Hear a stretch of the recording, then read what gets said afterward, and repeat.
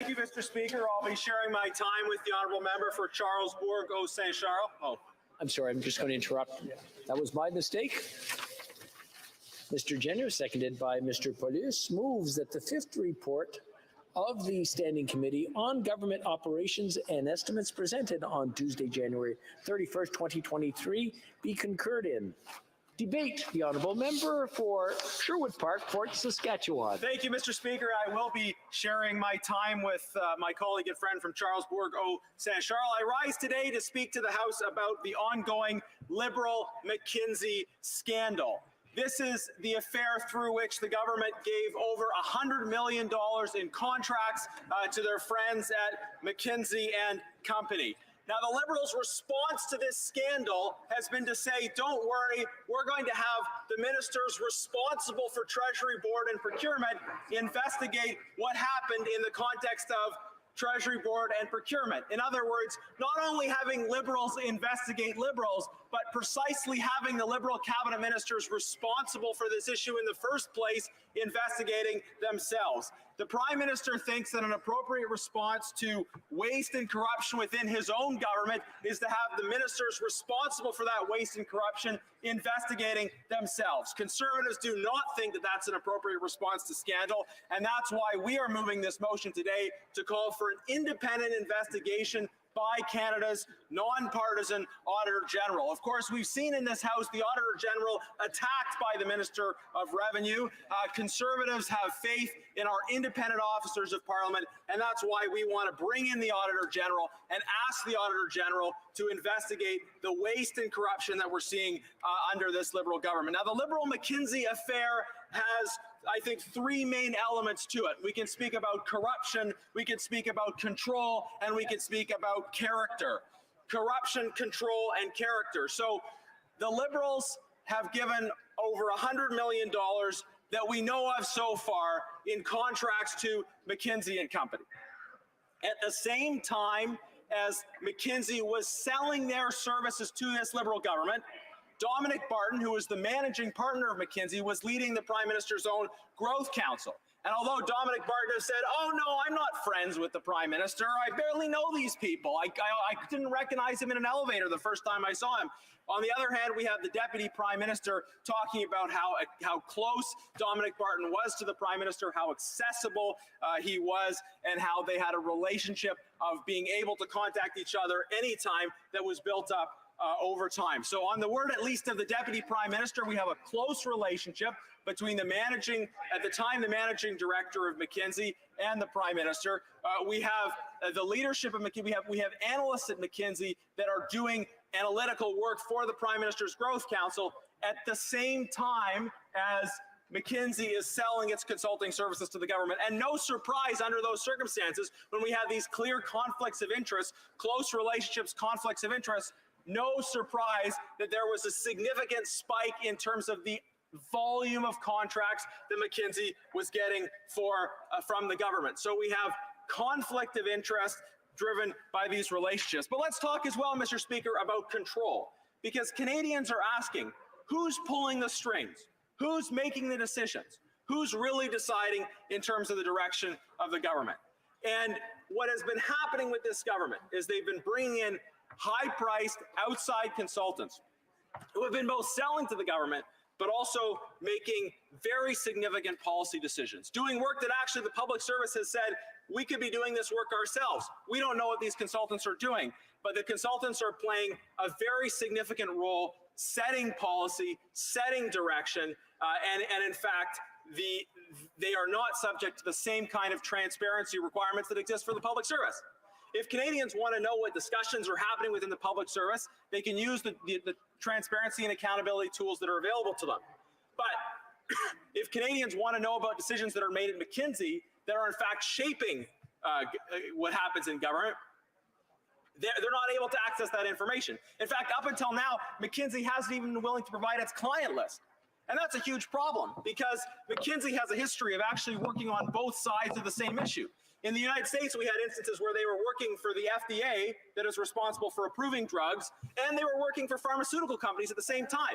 So they're working for the approval body as well as for the companies that are seeking that approval. In fact, the New York Times revealed instances where you had the same analysts, the same individual working for both the FDA and those making the application. So is that same thing happening in Canada? Do we have decisions being made by McKinsey while they're also working for clients who benefit from that decision? The reality is we don't know because McKinsey won't disclose their client list. So there's a lack of transparency, and there's influence and control coming from these high-priced consultants that are being hired by this government.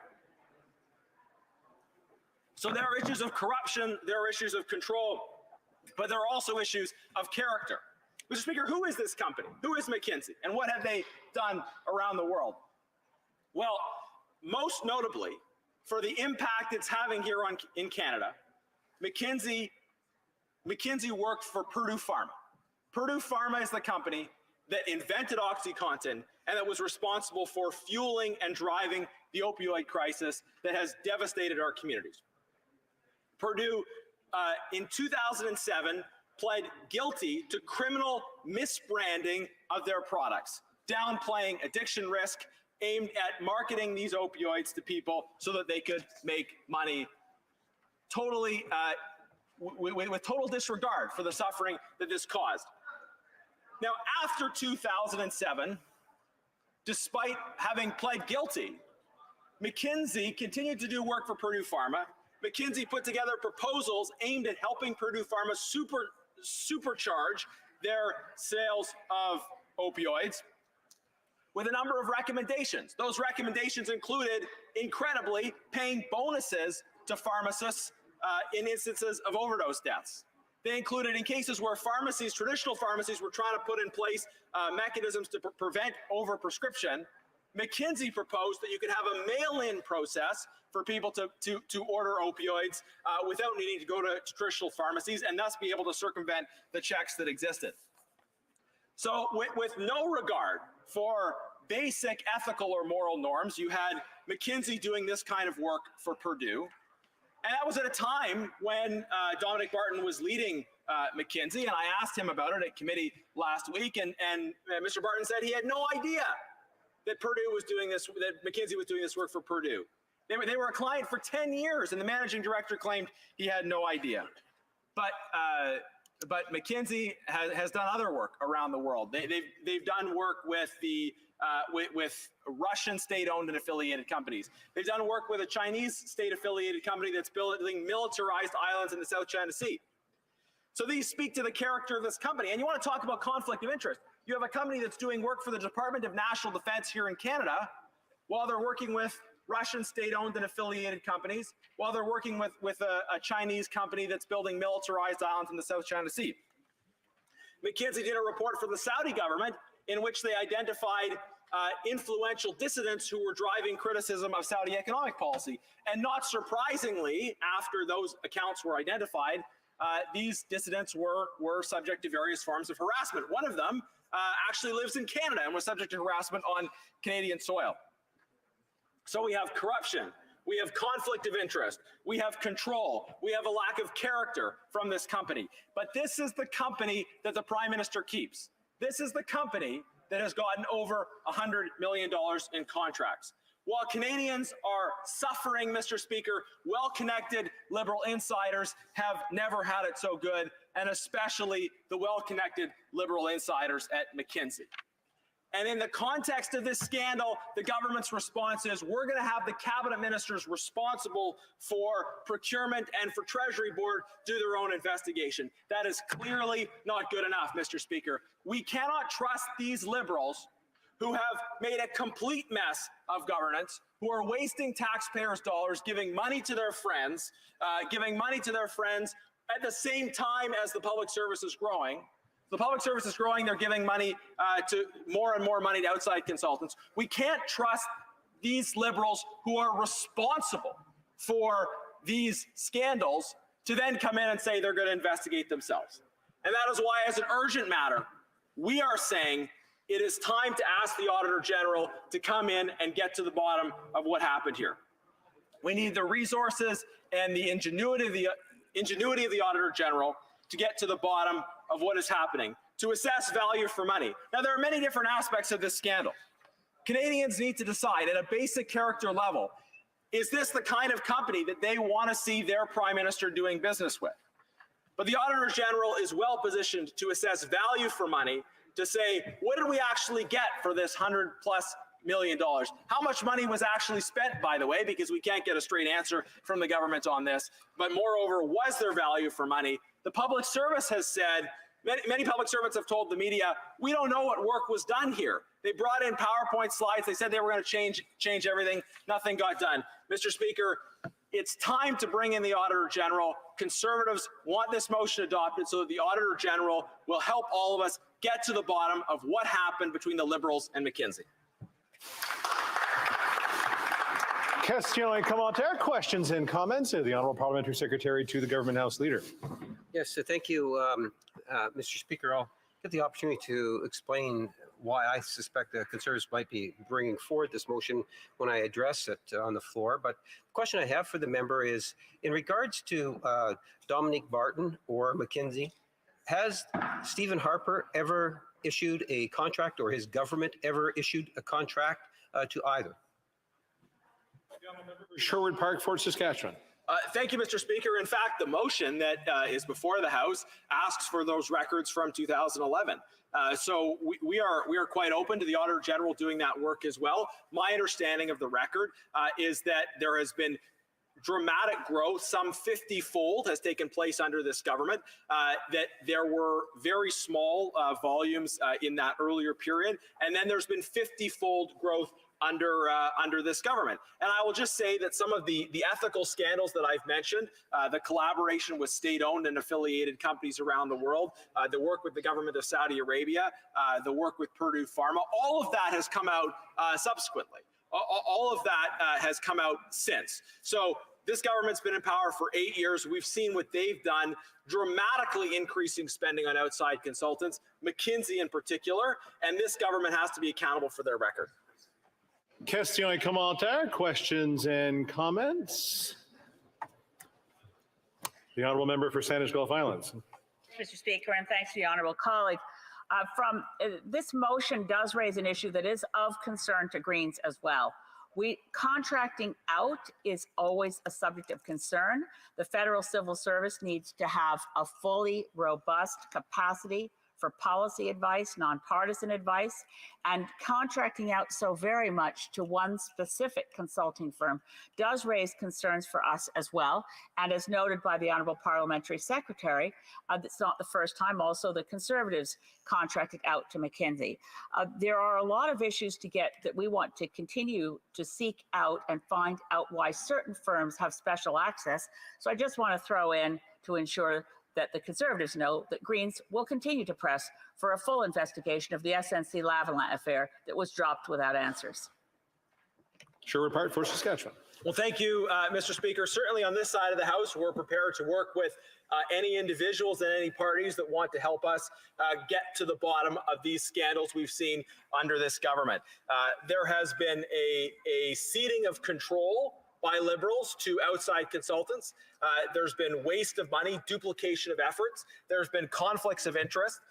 There are significant concerns about what McKinsey is up to around the world, the conflicts of interest that exist, where they're working for both sides of the same issue, like working for Canadian Department of Defense while working for hostile interests around the world. These are all issues that we need to get to the bottom of, and I hope that this House will support the value for money audit that we need to see happen from the Auditor General, as well as some of the other ongoing work that's required to get to the bottom of this Liberal McKinsey scandal. Here. Question and commentaire, questions and comments. The Honourable Deputy. The Honourable Member for Lac-Saint-Jean. Thank you, Mr. Speaker.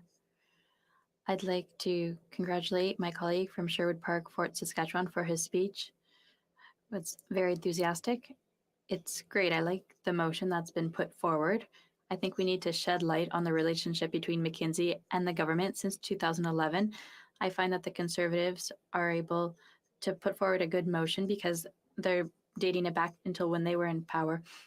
There are questions raised about McKinsey. We know that Dominique Barton was at the start of this initiative to triple Canada's population by 2100, and that's supported by Brian Mulroney.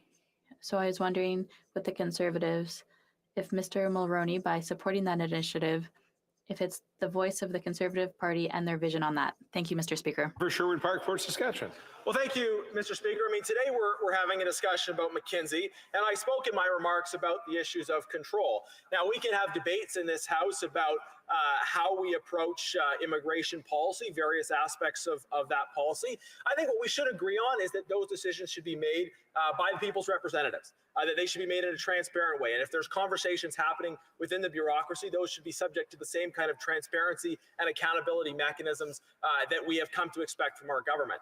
On the other hand, if we have decisions that are being made outside of the public service by consultants that are in fact directing the country on very fundamental issues of the values and the character and the immigration policies and other such things in terms of our country, we would not want to see those kinds of decisions being made through outside consultants. We'd want to see those decisions made by the people's representatives. Reprise du débat. Resuming debate. L'honorable député. The Honourable Member for Charlebourg-Saint-Charles. Thank you, Mr. Speaker. Thank you to my colleague from Sherwood Park, Fort Saskatchewan. Mr. Speaker, today we're talking about the fifth report of the Government Operations Committee. The motion is the following: that the Auditor General be called upon to conduct as soon as possible a performance and value for money audit of the contracts awarded to McKinsey & Company since January 1st, 2011 by any department, agency, or Crown Corporation. Why are we at this point, Mr. Speaker? Well, it's a context in which Canadians, millions of Canadians, are struggling financially. The cost of living has gone up, everything's expensive, people are short of money. And on the other hand, we have multinational companies receiving contracts, including McKinsey. McKinsey, since 2015-16, has received over $120 million in contracts. Contracts to conduct studies, make proposals on topics like immigration, national defense, CBSA, public services, millions of dollars to make recommendations. But we're unable to know what those studies went towards. The Prime Minister is keeping this totally secret. We're trying to be told that two ministers, the Treasury Board Minister and the Public Services and Procurement Minister, will go get answers, and I think they're taking us for fools on the other side of this House. We know what nobody wants to say, and that's what's at the root of what's happening now with McKinsey. There's so much secrecy around what they've done for Canada. And yes, Mr. Speaker, our motion calls for going back to 2011 when we were in government. We're doing that because we know we have nothing to hide. Contracts on that, during that time, it was consulting on very specific topics. They weren't exorbitant contracts, but since in 2014, there were no contracts, 2015, none, and then in 2016, it skyrocketed. It's as if all of a sudden, nobody knew what to do in departments anymore, as if all of a sudden, when we talk about national defense, immigration, border services, nobody knew what to do internally. There needed to be tens of millions of dollars going to McKinsey to get answers, and we don't know what was proposed. It's been 8 years, Mr. Speaker. In the 8th year of governing, that's rather centered on conflicts of interest. We went through SNC. There were reports on ethics directly concerning the Prime Minister. And then once again, today, it's a pretty clear, obvious situation. There's a conflict of interest here. Dominic Barton, who was the director of McKinsey at the time when the Liberal government took power in 2015. Mr. Barton appeared before committee and said he hadn't done anything, he didn't know anything. In one of my questions at the Government Operations Committee, I said, "You're fascinating." I looked at him and I said, well, this is really someone who's able to not answer questions, who can pretend that didn't exist, it was all made up. But the facts are there. When the Liberals took power, we saw, well, there was advice, it's pretty clear. Hire a company, we'll give you the tools because you don't know what to do. And so that's where we're at. It's clearly an issue.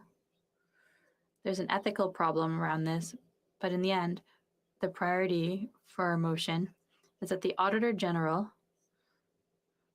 an independent party who can conduct audits and prepare a report for Parliament of what happened with the different contracts that were granted since 2011 to McKinsey.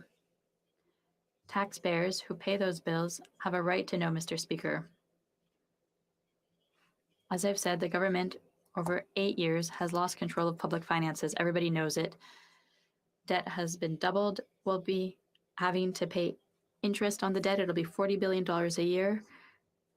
Money that would have been going to normal operations, that'll be going to interest to the banks. $15 billion went to contracts, including to McKinsey. And there are questions to be asked. And that's why the Auditor General needs to shed light and tell us what we got for $120 million. Are these contracts that were done correctly? Was this information that was necessary? The staff who already works for the government, the public servants, were they not able to answer these questions? We have a lot that we need to know. Another example, the Business Development Bank of Canada. There's a new chair who was named.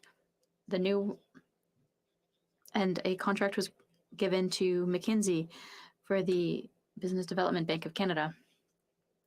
People internally think, what, there's a new CEO, and rather than consulting us and preparing a long-term strategic plan for the bank, McKinsey is called upon. Why? We need answers to these questions. Because there's a reason this is in the news. There's a reason people are asking questions. We know there's something that's up. And a problem that exists with McKinsey is the history of the company. McKinsey's involvement in countries, secret contracts, their involvement with opioids, McKinsey's influence on pharmaceutical companies. They said what to do to continue to sell products, and on the other hand, they advised governments to try to resolve the problem. It makes no sense, Mr. Speaker. Ethically, there are many questions to be asked about this company. In addition, we know that McKinsey worked with public Chinese companies building militarized islands in the South China Sea and Uyghur concentration camps, worked with Russian-affiliated companies. So information like that, it's public, it's known, and we have a choice to make. Once we know that information as a government, what is to be done? Should contracts continue to be awarded? To say, in the end, to our public service what to do on different strategic issues like defense or like immigration, the famous Century Initiative. We saw the influence of McKinsey reports when the immigration minister before Christmas in November announced new targets for immigration for Canada, that we want 500,000 people per year starting in 2025 to reach 100 million people in Canada. But when we ask questions, we see that it comes from elsewhere. That information wasn't even assimilated by the minister. Numbers are given. It's not looking at francophonie or the capacity to integrate people. And in Montreal, I am taking a number from the Bloc Québécois. I want to give them the credit. It would be 12 million people in the area of Montreal, etc. So where is this coming from? There's a government that doesn't know what to do, that turns to McKinsey, which asks McKinsey what to do. They take a plan and they put it in place, but it doesn't work. So our motion is simple.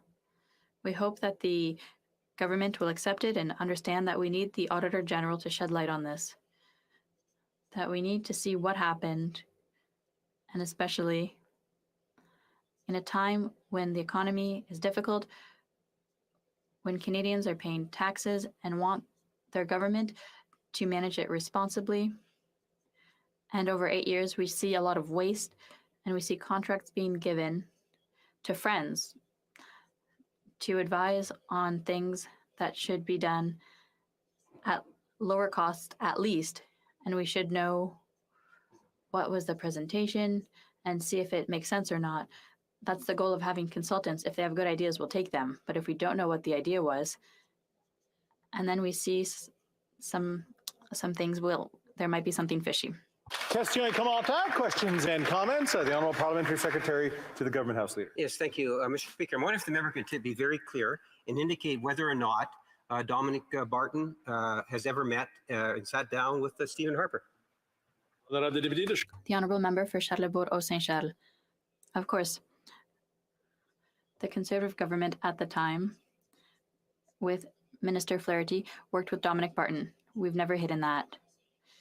You can try to say what you want on the Liberal side. We were clear. We know there are contracts that were awarded. We know that Mr. Barton spoke with Mr. Flaherty.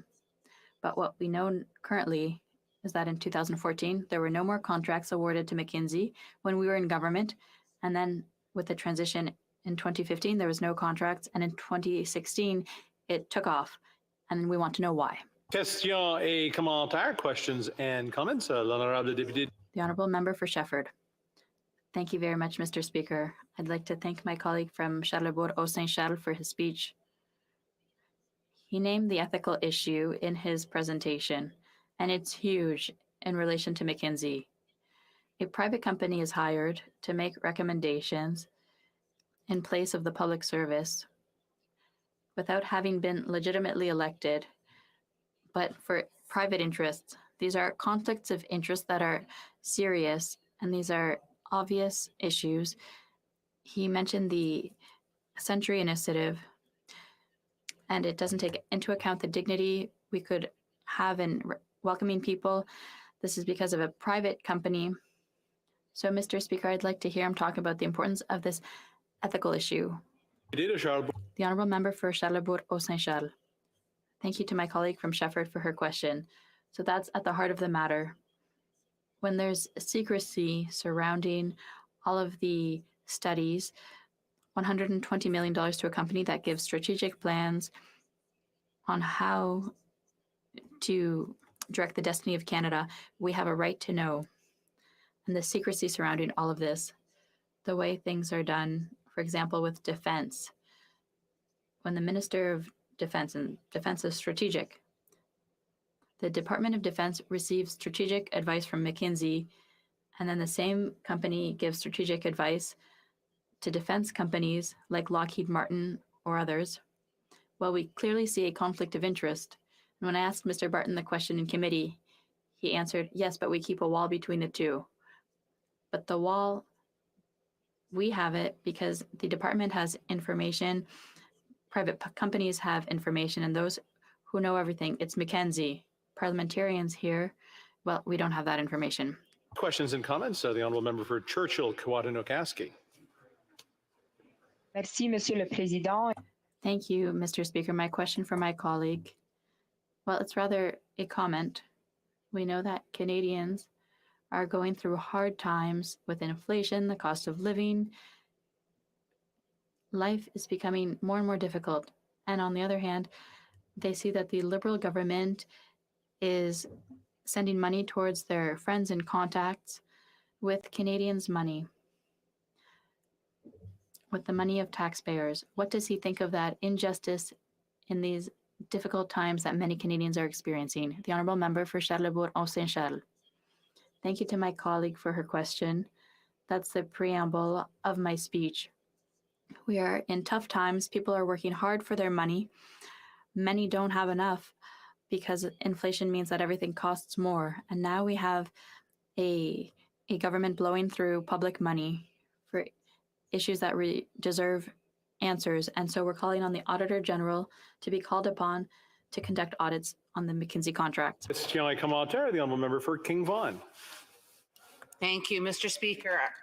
I listened very intently to my colleague, and I have to say that as a taxpayer and as a shareholder of this country, I think it is our responsibility to explain to the taxpayers why and when this money was spent and how it was spent. Because after all, there's only one taxpayer in this country, and we deserve them there. We deserve to give them that answer. That's why we were sent to this House, to keep us honest and loyal. And I would like a comment from my colleague on how we can do that, or how we can encourage the Liberals to provide us with that information. The député de Charlesbourg, Haute-Saint-Charles. The honourable member. Well, Mr. Speaker, one of the main reasons we are elected to this House, when we run to become federal MPs, we're doing so to work in the interests of citizens. We all represent our constituents, around 100,000 people approximately. These people are trusting us to represent them and work in their interest. But what we've seen over the past 8 years is that members on the other side are not working on behalf of citizens. And that's why here in the opposition parties, we're asking for the government to be held accountable. 8, the Honourable Parliamentary Secretary to the Government House Leader. Yes, thank you very much, Mr. Speaker. And, you know, it's an interesting process that we're going through today. And I do plan on speaking on the issue. But I think we need to have a bit of a sense of why it is we're debating it today, Mr. Speaker. I'd say that I'm surprised, but I'm not. It's more of a sense of disappointment. One would think that the Conservative Party at some point in time would recognize that what Canadians are looking for is leadership. And the Conservative Party, virtually from day one, Mr. Speaker, and today it just is another continuation of the amplification of what it is the Conservative agenda is really all about. Not to talk about their own plans, their own policy ideas, cryptocurrency being the exception. Mr. Speaker, at the end of the day, they're more focused on the issue of character assassination. And this is the reason why I posed the questions that I had asked earlier of the opposition, both members, because the image that they try to portray is one of corruption. Yet, in the answers that they gave, one would then have to try to make the connection in terms of Stephen Harper. After all, Stephen Harper and his government were probably closer to the company in question and the individual in question. Yeah, I would say that there's a very good chance, just based on the answers that were being provided. And the Conservatives are very good at that, stating something inside the chamber, even outside the chamber, that is factually incorrect, Mr. Speaker. And I suspect what we see today is another attempt by the Conservative Party to look under all the different rocks and try to find something in which they can attack the individuals on the government side, Mr. Speaker. To try to give a false impression scenario as if this government is corrupt. And Mr. Speaker, this is the type of thing in which we have witnessed now for 8 years coming from the Conservative Party. You know, today we are supposed to be talking about C-34. C-34 is all about, as I spoke about it earlier, Mr. Speaker, is all about investing in Canada and protecting Canadians from a security point of view. That's what it is that we were supposed to be talking about. Do you know, Mr. Speaker, tomorrow is an actual opposition day.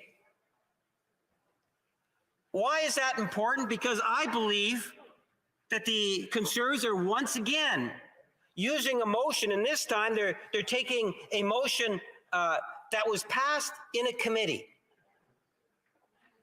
And I'd like to take a look in terms of how it is that the motion actually passed in committee. I wasn't even in the committee, Mr. Speaker. So I will have to speculate because I take a look at the report. And I tell you, Mr. Speaker, it's not a very complicated report.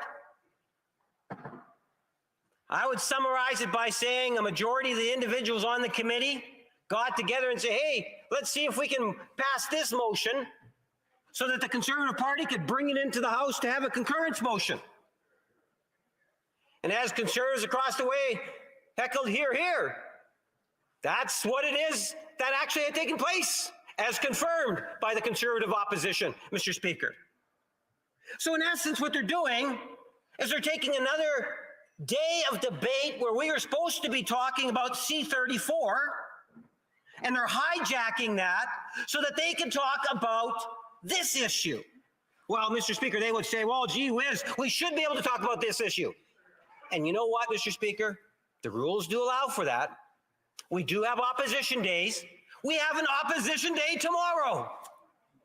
You would think that the Conservative Party, if they were genuine in wanting to deal with this, they didn't need to coerce the Bloc and the Democrats, and I'm not too sure about the Greens, in terms of bringing forward this detailed report, Mr. Speaker.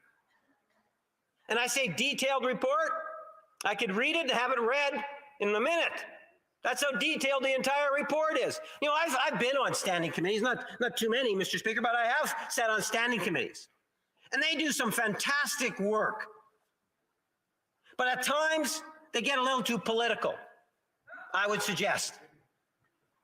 When you don't even have any sort of a backgrounder, there's no details, no real explanation. All you have is a statement, and that's the report. I have to question what the actual motivation was. And I believe that the Conservatives have conned the other opposition parties. After all, they've now come up with a way in which they can get a bonus opposition day. And the ironic thing is, Mr. Speaker, they are going to be criticizing the government for not calling Bill C-34 in the future. They're going to be crying, saying, we want more debate time on C-34 or other government legislation, and why won't the government allow for it? Yet on this hand, they're wasting government time. You know, there is absolutely, it's truly amazing in terms of how the Conservative Party is so focused on the issue of corruption and don't care about the average Canadian and what Canadians are having to go through. Really and truly, Mr. Speaker, you know, let me read the motion. I stand corrected. Let me read the report, Mr. Speaker. This is the entire report.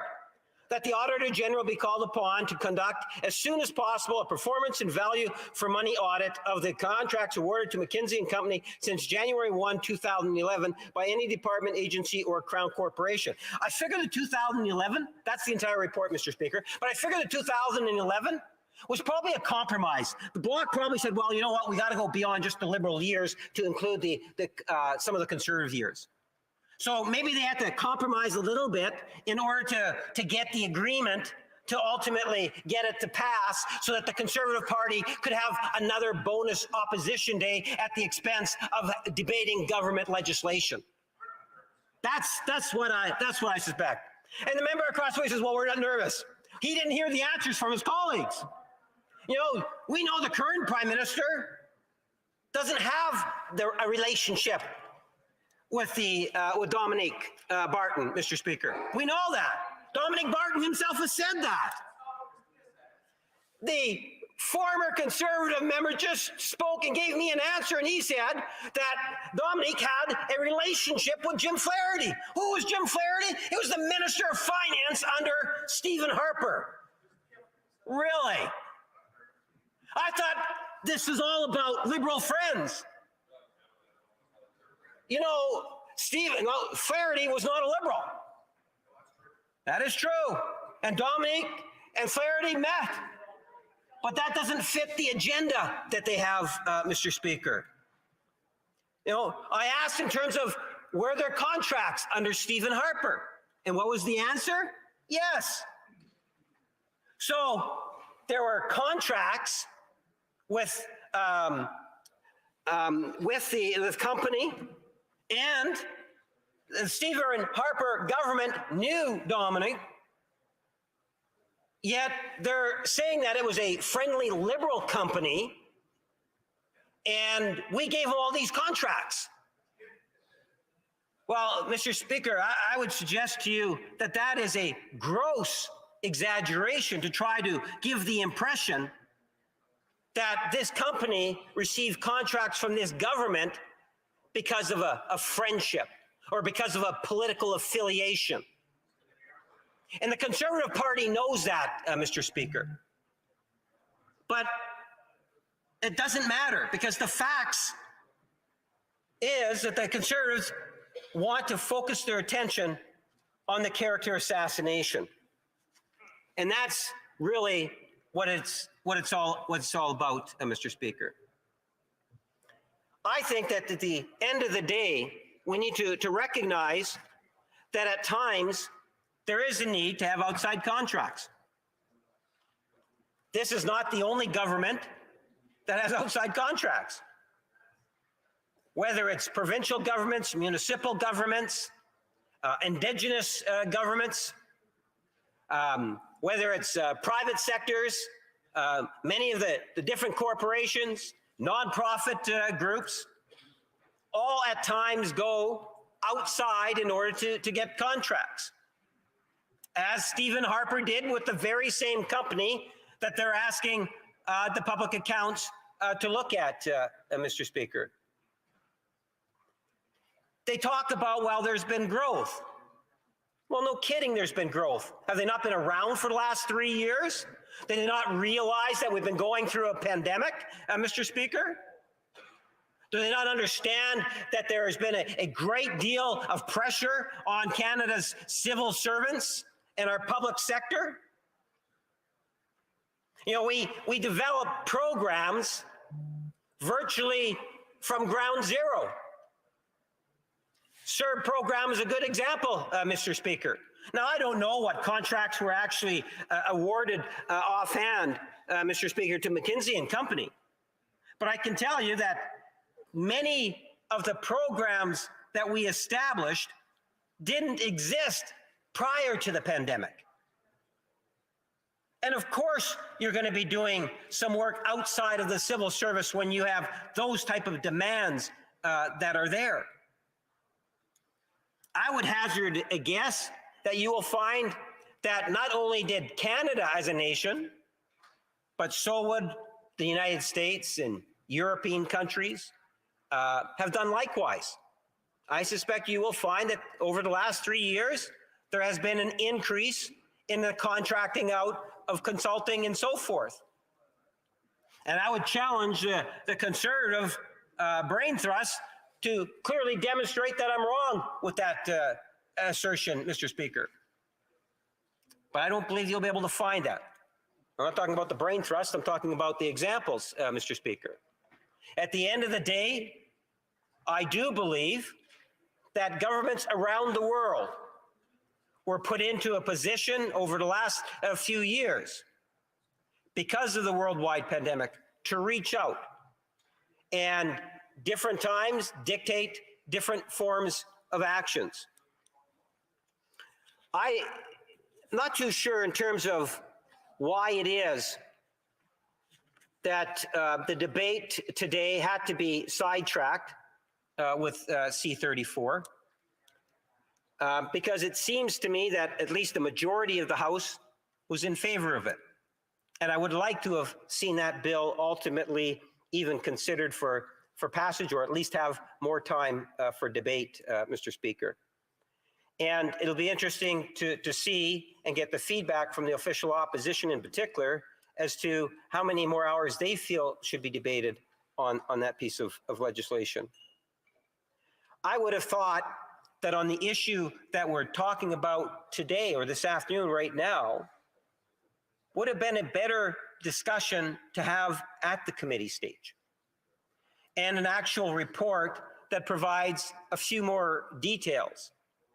So I can honestly say, Mr. Speaker, as when I had posed the questions I did earlier, when I had asked about Stephen Harper, for example, I didn't know what the answer was. I went to the table to ask, Mr. Speaker, if I could get a copy of the report, because I was told earlier that it's a very short report. Because I would have thought maybe there might have been some thinking that went into the process of having the motion brought forward based on a discussion, some sort of an explanation, other than just an instruction. I think there's a lot of relevant issues that could have been talked about. You know, the issue of procurement process and what it is that we have to go through in order to be able to procure, to get the type of contracts, the many different types of contracts that we acquire, Mr. Speaker. How does that actually differ from previous years? If you do a comparison between, you know, let's say 2008 compared to 2016, or 2021, Mr. Speaker, I would have anticipated, because of the pandemic, that yes, there would have been an increase. But the years prior, everything depends in terms of what is on the agenda, what is actually taking place, not only here in Ottawa, but also around the country and indeed around the world. But having some of that background information, I would think would be far more fruitful than just a simple motion that appears in the report. As I indicated, I wasn't sitting at the committee, but based on the fact that I suspect that it wasn't a unanimous motion that was brought forward, and if there was, I'm sure the members across the way would tell me that I'm wrong on this, that it was done in such a fashion that it didn't allow for a proper study inside the standing committee. And I would question the rationale and the reason behind that, Mr. Speaker. Because we have had very clear indication from the Prime Minister that the issue is being looked at by the minister, I believe the two ministers of procurement and Treasury Board, Mr. Speaker. And they will be looking into the matter and ultimately reporting back. You know, there is a high level of accountability on contracts that is issued out, Mr. Speaker, and that will continue. But to what degree did the standing committee actually ask the questions that needed to be asked and provide some background information for the report before it comes to the committee, as opposed to making one demand and one demand only? I don't quite understand the rationale behind it. And that's something in which I would have expected to have heard something when the mover of the motion brought it forward. You'll find, Mr. Speaker, if you review concurrence motions, the mover of this motion is not new to this. He has likely moved more motions of concurrence than anyone else. Mischievous little guy, I would suggest, Mr. Speaker. And at the end of the day, I really do think it's a legitimate question to ask of the committee.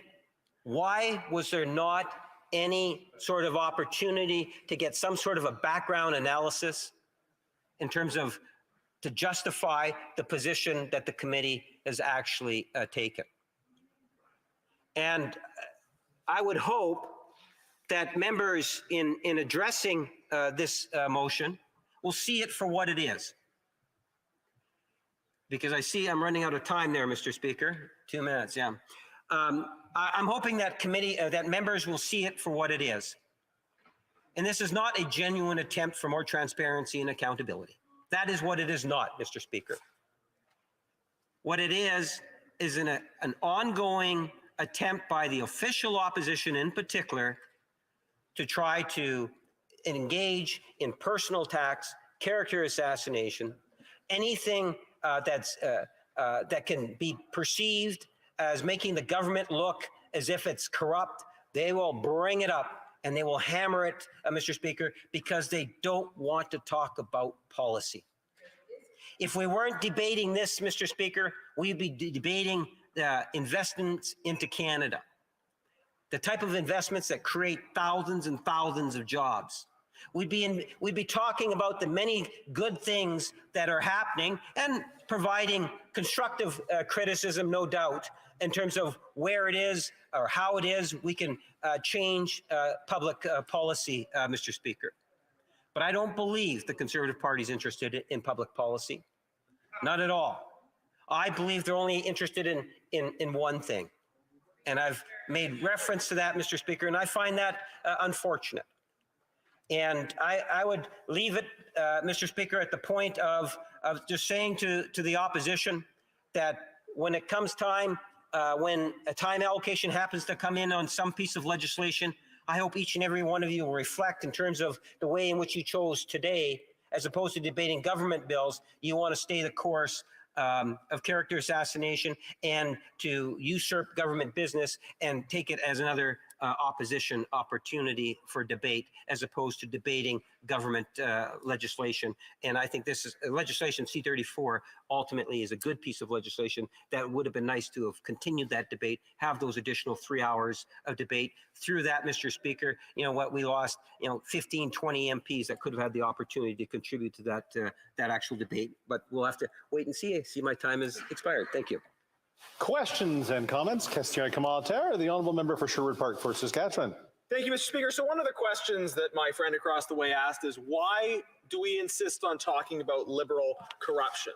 Why do Conservatives think that Liberal corruption is an important issue to debate in this House? And let me give two principal reasons. Number one, because it speaks to the character of this government, that the Prime Minister has on multiple occasions been found to have violated ethics laws. That matters in terms of our evaluation of who is running the country and the implications that it has for really whose side he is on. But also, let's talk about the waste that's associated with Liberal corruption. Canadians are struggling. Canadians are paying higher taxes. Canadians are struggling with inflation that's being driven by government spending. So when they see this ballooning of spending on McKinsey, but on consultants in general, when they're seeing that the public service is growing on the one hand, but on the other hand, there is more work being taken out of the public service with compounding increases in spending. That's very frustrating to Canadians who are struggling, who are saying, why am I paying so much in tax when the government is essentially duplicating these functions by having a bigger public service and by contracting work out? Now, the member asks why this motion is important. It's important because the adoption of this motion by the House asks the independent Auditor General to conduct this investigation. Now, that's the issue. The member opposite clearly doesn't want the Auditor General doing this work. He doesn't want the Auditor General getting to the bottom of this, but I think a majority of this House wants to hear from the Auditor General about this Liberal corruption. That's why we think this motion is important, to bring in the Auditor General to get to the bottom of this. The Honourable Parliamentary Secretary. Mr. Speaker, this is not a time-sensitive motion. The member could have brought forward this motion tomorrow in an opposition day. But the opposition decided, no, they don't want to talk about policy ideas, because the only policy idea they have is that cryptocurrency stupid thing, Mr. Speaker, where the Conservative leader says, cryptocurrency, that's the way to go. You fight inflation, cryptocurrency. That's their only policy idea that I've detected. They don't want to talk about policy. They have nothing about the environment. Their focus is strictly on character assassination. It's been from day one, Mr. Speaker. Even the moment that the leader of the Liberal Party became leader of the Liberal Party, they were after him, Mr. Speaker. Just take a look at the SO 31 statements before 2015, Mr. Speaker. That's been their priority. It's sad. Question et commentaire. Questions and honourable député. The Honourable Member for Repentigny. Well, thank you, Mr. Speaker. When the Parliamentary Secretary speaks, he's so passionate, and it's interesting, but we don't always agree with him. Now, he always says we have to talk about pertinent issues, but there are plenty of pertinent questions that have been raised in the House, for example.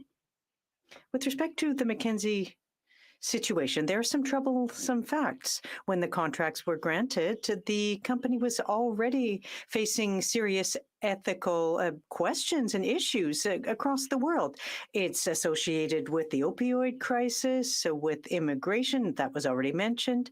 So these are very pertinent questions. It's important to discuss that here in the House. This is what democracy is all about. Secretary to the Government House Leader. Mr. Speaker, I do believe, as the member says, that these are important issues. And that's the reason why I would have suggested that you don't need to do it in a concurrence motion. There's many different reports, Mr. Speaker, that we would have concurrence motions on. And you could never, ever have a day of government business for the rest of the year if we just did concurrence motions on reports. We have an opposition day in which the opposition, who is tomorrow, could have had that same very debate. But instead of using an opposition day, they wanted to double down. And by doubling down, that means it's less time on government bills. We saw the Conservatives, they don't like to sit late in the evening either to have a debate on government bills. We've seen that. We've asked for more debate. So you can't have it both ways for the Conservative Party. I agree, we can have a good, healthy debate on the type of issues and concerns that the member from the bloc has raised, but there's a time and place. And I would suggest to you that now isn't necessarily the time and place when there are alternatives. Questions and comments? Question et commentaire. The honourable member for Calgary Centre.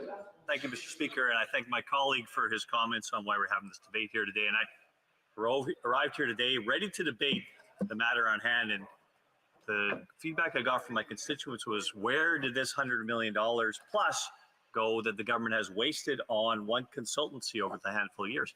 This is something that Canadians are seeing right now. And I hope the honourable member across the way will see that addressing the way government is spending or wasting taxpayers' funds is part of our job in the opposition here. It's risen to the level where the public is very concerned about where the government is spending all their taxpayer money. Will the member across the way address how high this number has to go before he thinks it should be of concern to Canadian taxpayers? The Honourable Parliamentary Secretary. Well, Mr. Speaker, I wouldn't say a dollar figure. Let me give the member an example. You know, Stephen Harper flies to India. He wanted to have his own personal car. So he spends $1 million Canadian tax dollars to fly a car from Canada to India so he would have a car to drive in. Now, I would argue that that was an absolute total waste of tax dollars. So I raised the issue, but I didn't think in terms of going to a committee and passing a report saying, well, let's investigate why he spent $1 million to have a car flown from Canada to India. The point is, Mr. Speaker, there's no doubt when you spend billions of dollars of tax dollars, there's always going to be questionable dollars that are spent. And there are many opportunities for us to be able to look at ways in which we can investigate and make sure that the taxpayer's dollar is, as much as possible, not being wasted. But I don't think that that's necessarily what it is that this issue is about. For the Conservatives, this issue is more about character assassination than it is about how much money has gone out. After all, they had given contracts to the very same company. The relationship with Jim Flaherty was a whole lot stronger than what it was with this government. Questions and comments? Question commentaire. The honourable member for Saanich Gulf Islands. Thank you, Mr. Speaker. I find myself in sympathy with the parliamentary secretary up to a point. It is true that although the honourable parliamentary secretary did say that somehow the Conservatives had conned the opposition parties into letting them do this, we didn't have a choice, right? This is what happens when on a concurrence debate, our debate for the day is hijacked. But this is an important issue, and this is what I want to raise. Again, we don't need to just pick on McKinsey and Company. As we dig into this, it appears to me that outside contracting out to numerous large global multinationals like IBM and others is a big chunk of our taxpayers' dollars that should be getting done within the civil service. So I point to a very useful comment from the Professional Institute of the Public Service, our high-level union within the Government of Canada, that contracting fees and outside outsourcing has doubled since 2011. I've been in this place that long, and the doubling of outsourcing to large private corporations bothers me. It bothers me that, as Kevin Page, our former parliamentary budget officer, described it, it's basically a discussion we should have right here in Parliament between where taxpayers' dollars get spent on consumption or investment. The government shouldn't be out consuming a lot of private contractors at high levels that creates waste, the government of Canada internally should be able to do most of the work. Sometimes there'll be an emergency. I understand that, a workplace shortage. But in general, since I last worked as a member of a minister's staff, which was back in the 80s, we didn't rely on McKinsey and Company, nor did we rely on IBM. We had top-notch civil servants who could do all the work the government of Canada needed done. Honourable Parliamentary Secretary. Mr. Speaker, I respect what the member is saying. The only thing I would add would be that today, if you take a look at IT industry as an example, the amount of expertise that is required in order to be able to advance, IT, computer systems, data banks, and all this kind of stuff. I think that I can't imagine any government in the world actually having it all insourced. That there's got to be outsourcing that goes in that in terms of contracts. When I think in terms of the pandemic and the amount of outsourcing for contracts might have increased. That's why I'd be very much interested more so in the percentage, let's say in 2015, 2016. And I suspect that the amount of outsourcing might actually go down over the next year or two. Possibly, I don't know. I don't have the background analysis because there was no background analysis done on this report. All it was just a very simple statement. Thank you, Mr. Speaker. Lord, conformément à l'article 38 du règlement. It is my duty, pursuant to Standing Order 38, to inform the House that the questions to be raised tonight at the time of adjournment are as follows. For Calgary Centre on carbon pricing and the Honourable Member for Calgary Nose Hill on health. Reprise du débat, l'honorable. Resuming debate, the Honourable Member for Trois-Rivières. Well, thank you very much, Mr. Speaker, and I'll be sharing my time with the Honourable Member for Lac-Saint-Jean. This is a passionate debate. We can hear that it's hitting people's beliefs, and there is a famous quote that says, "Villains do not do the most harm in the world. It's those who are clumsy, gullible, careless. Villains would be powerless without good people." So here we have to look at who are the good guys, who are the bad guys, the villains. Now, only fools judge these types of situations without adequate information. And it's important to look into the information in order to not be considered a fool. This McKinsey soap opera offers us daily twists and turns. There are contracts without calls for tender, contracts running until 2100, the absence of a registration with the lobbyist as a lobbyist. There are so many angles where we have doubt that whether we want to or not, and even in good faith, we're suspicious. On the contrary, government action should lead to confidence. But we have the opposite situation here, and it's not normal, not abnormal to do business with consultants. That's a normal thing to work with consultants, and there are often valid reasons to work with consultants. And I have three or four examples if you're incompetent, but three. If there's an immediate lack of expertise without having time to develop it internally. So you need to seek out a transfer of expertise. And so that's a valid reason for using a consultant. Secondly, we're facing a unique situation. So there needs to be a temporary Band-Aid solution. That's a valid reason. Or thirdly, because there's a lack of expertise and a consultant will cover off the role for a limited period of time. Those are three valid reasons. But there aren't other reasons for using a consultant except for incompetency, I guess, the fourth one. But let's look at some examples. One that was raised earlier. The BDC. There was a new CEO appointed to the BDC on August 10th. And it wasn't just any old person. It was a former ambassador to France and Monaco. She was at the Chamber of Commerce before that, at Sun Life. She has quite a pedigree. And this person did everything that people who are appointed do. She asked McKinsey what to do. I thought that expertise came with the appointment. I thought that was part of the situation, a part of the deal.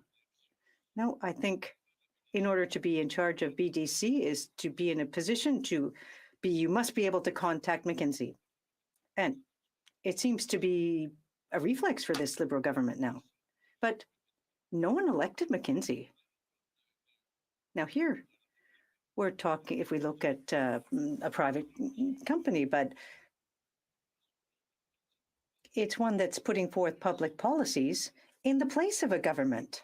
And if it's McKinsey, well, it's a done deal. They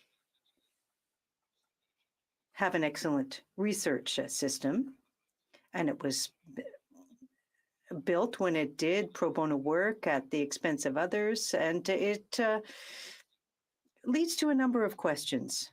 What does McKinsey do? They can't know more than everybody about everything at all times across the world. That's not possible. So the only possibility is that McKinsey has made itself indispensable in the eyes of many. Now, there are some issues that were raised, and last year in France, I met with representatives from the French Senate, and they prepared a report, and I could show you it, but it's astonishing. There are a lot of parallels that can be drawn here, because it was shown there that, or the French Senate, in fact, showed that McKinsey would settle into a position with weak leaders, carry out pro bono mandates. And they found ways of getting around all kinds of measures. And then they take charge of creating public policies. And they put forth their version of the world, McKinsey's world of the world. And they haven't even been elected. Now, it's quite interesting because by subcontracting some responsibilities, the government has privatized the Privy Council. And that's problematic because McKinsey isn't accountable to the Canadian public, to anyone, and that's not ideal. The French Senate held scores of meetings, questioned witnesses, and what they found was an unhealthy situation. Over the years, so this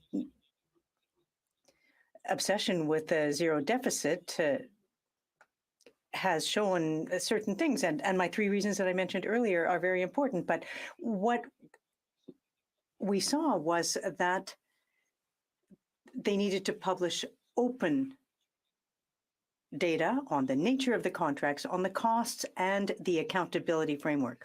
Now, what happened? What did they do? And what was the impact of that? Now, they even recommended having a better framework as well as strengthening ethical rules.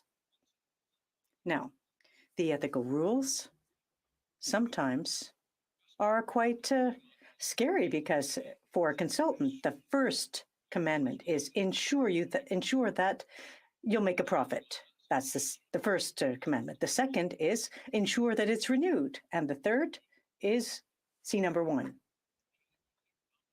So hiring a consultant isn't in and of itself a problem, but subcontracting public policy to unelected people who suggest the terms of this policy, and when we can't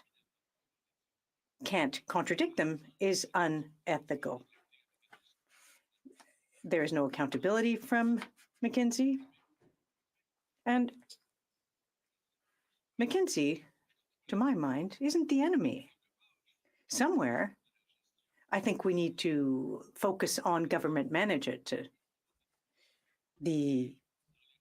When we look at the reports, what we're concerned about, there's a lack of transparency. Why were these contracts awarded without a tender? We'll need to look into that. Maybe there was a reason. But this comes back to the issue of subcontracting. And there are problems there because McKinsey worked with all, Russia, Ukraine, China, the United States. All countries deal with McKinsey. So that makes it a supranational government. It has more data in its hands than most countries do. And McKinsey has never been elected. And we need to be very clear when discussing this.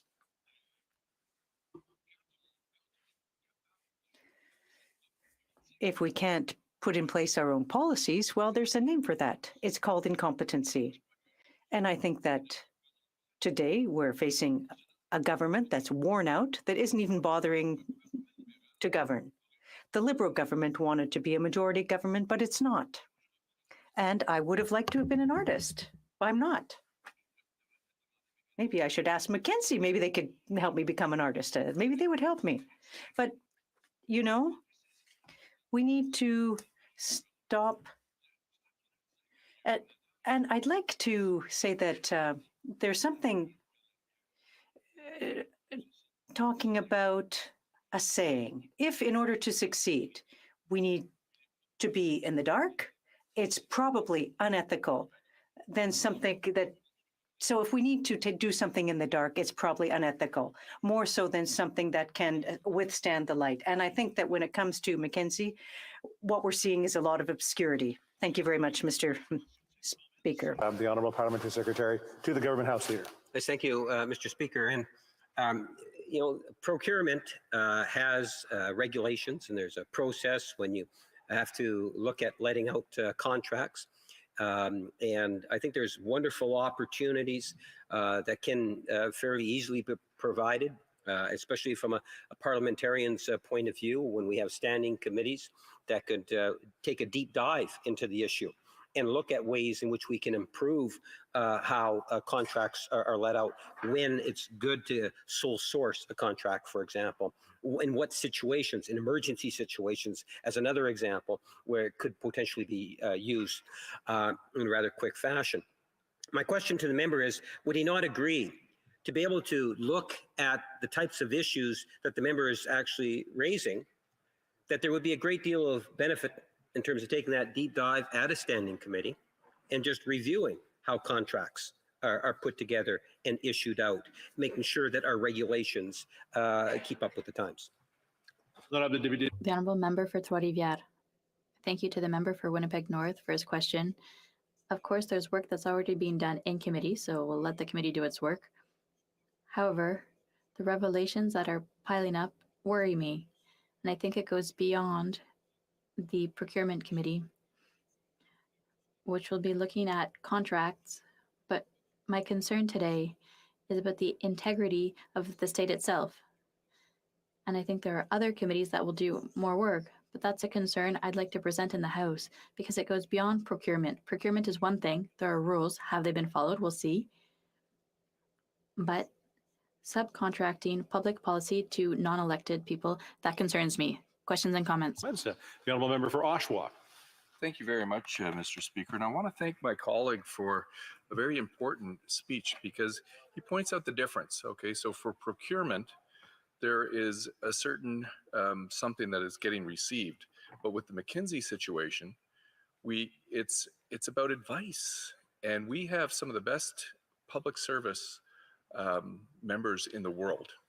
And when they were questioned about this, they said, we can't even find what was offered to the Canadian population by these contracts. I was wondering if you could comment on the issue of accountability, because obviously the government gave out these contracts.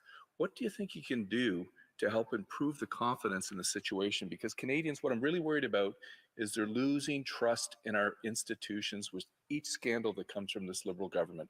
What can we do to regain that trust in our institutions? The Honourable Member for Trois-Rivières. Thank you to my colleague for his question. He's touching a sensitive topic. This goes beyond procurement. This is about trust in the state, the integrity of the state, and that's a problem. I'll go further than my colleague. There are a number of consulting firms that deal with the Government of Canada. There's Deloitte, KPMG. Those two last ones sell advice.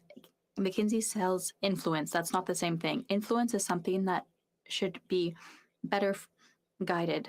And I think it's a little bit of an open bar. Nothing is being done to know what McKinsey is doing, what the results are, how much it cost, and why we couldn't do it otherwise. There's zero accountability for now. And once again, it's influence and not advice being sold. Altar, questions and comments. The honourable member for Churchill-Kawatinuk-Aski. Merci, Monsieur le Président. J'aimerais Thank you, Mr. Speaker. I'd like to thank my colleague for the points he raised in the House. I'd also like to ask him for his comments. I shared the fact that we know that ordinary Canadians are experiencing major difficulties, the cost of living, inflation, and we see that taxpayer money, the money of Quebecers and Canadians, that the money they pay is being used by the Liberals to go to their friends and contacts, those who have hidden power. Could he share his thoughts on the injustice that Canadians are experiencing with the scandal? The Honourable Member for Trois-Rivières. I thank my colleague for her question. This is a sensitive topic.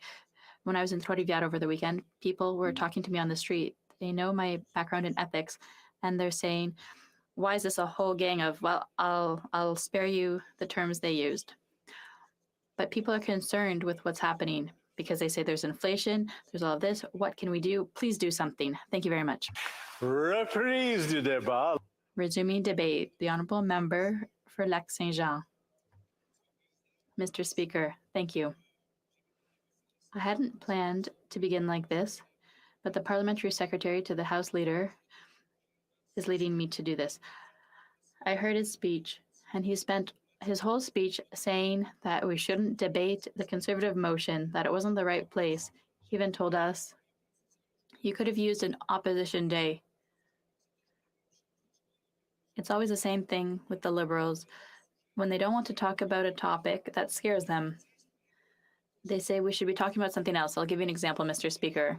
On the last opposition day, one of our most recent ones with the Bloc, when we talked about the monarchy, all of the Liberal MPs, the whole day, from the beginning of the end of the debate, they said we should be talking about something else. We're not here to talk about the monarchy. We should be talking about X, Y, or Z. Every time that it doesn't suit them, when a debate is awkward for them, rather than debating the motion, they say, we shouldn't be debating this motion here, it should be done elsewhere. So as I've said, the Parliamentary Secretary to the House Leader gave us the idea that we could have had an opposition day on this. But even when we hold an opposition day motion, well, that whole day, they'd tell us what topic should have been discussed. Well, even worse, Mr. Speaker, not only do they tell us what to say and which topics to raise during opposition days, but when we succeed in voting on a opposition day motion, when it passes, for example, when the Bloc Québécois on the 50 weeks for special employment insurance, it passed, but the government didn't respect the vote from the House of Commons. They haven't applied it. So it's important that I make this preamble, Mr. Speaker, because it's to show to what point they don't respect this House. They have a particular vision of democracy.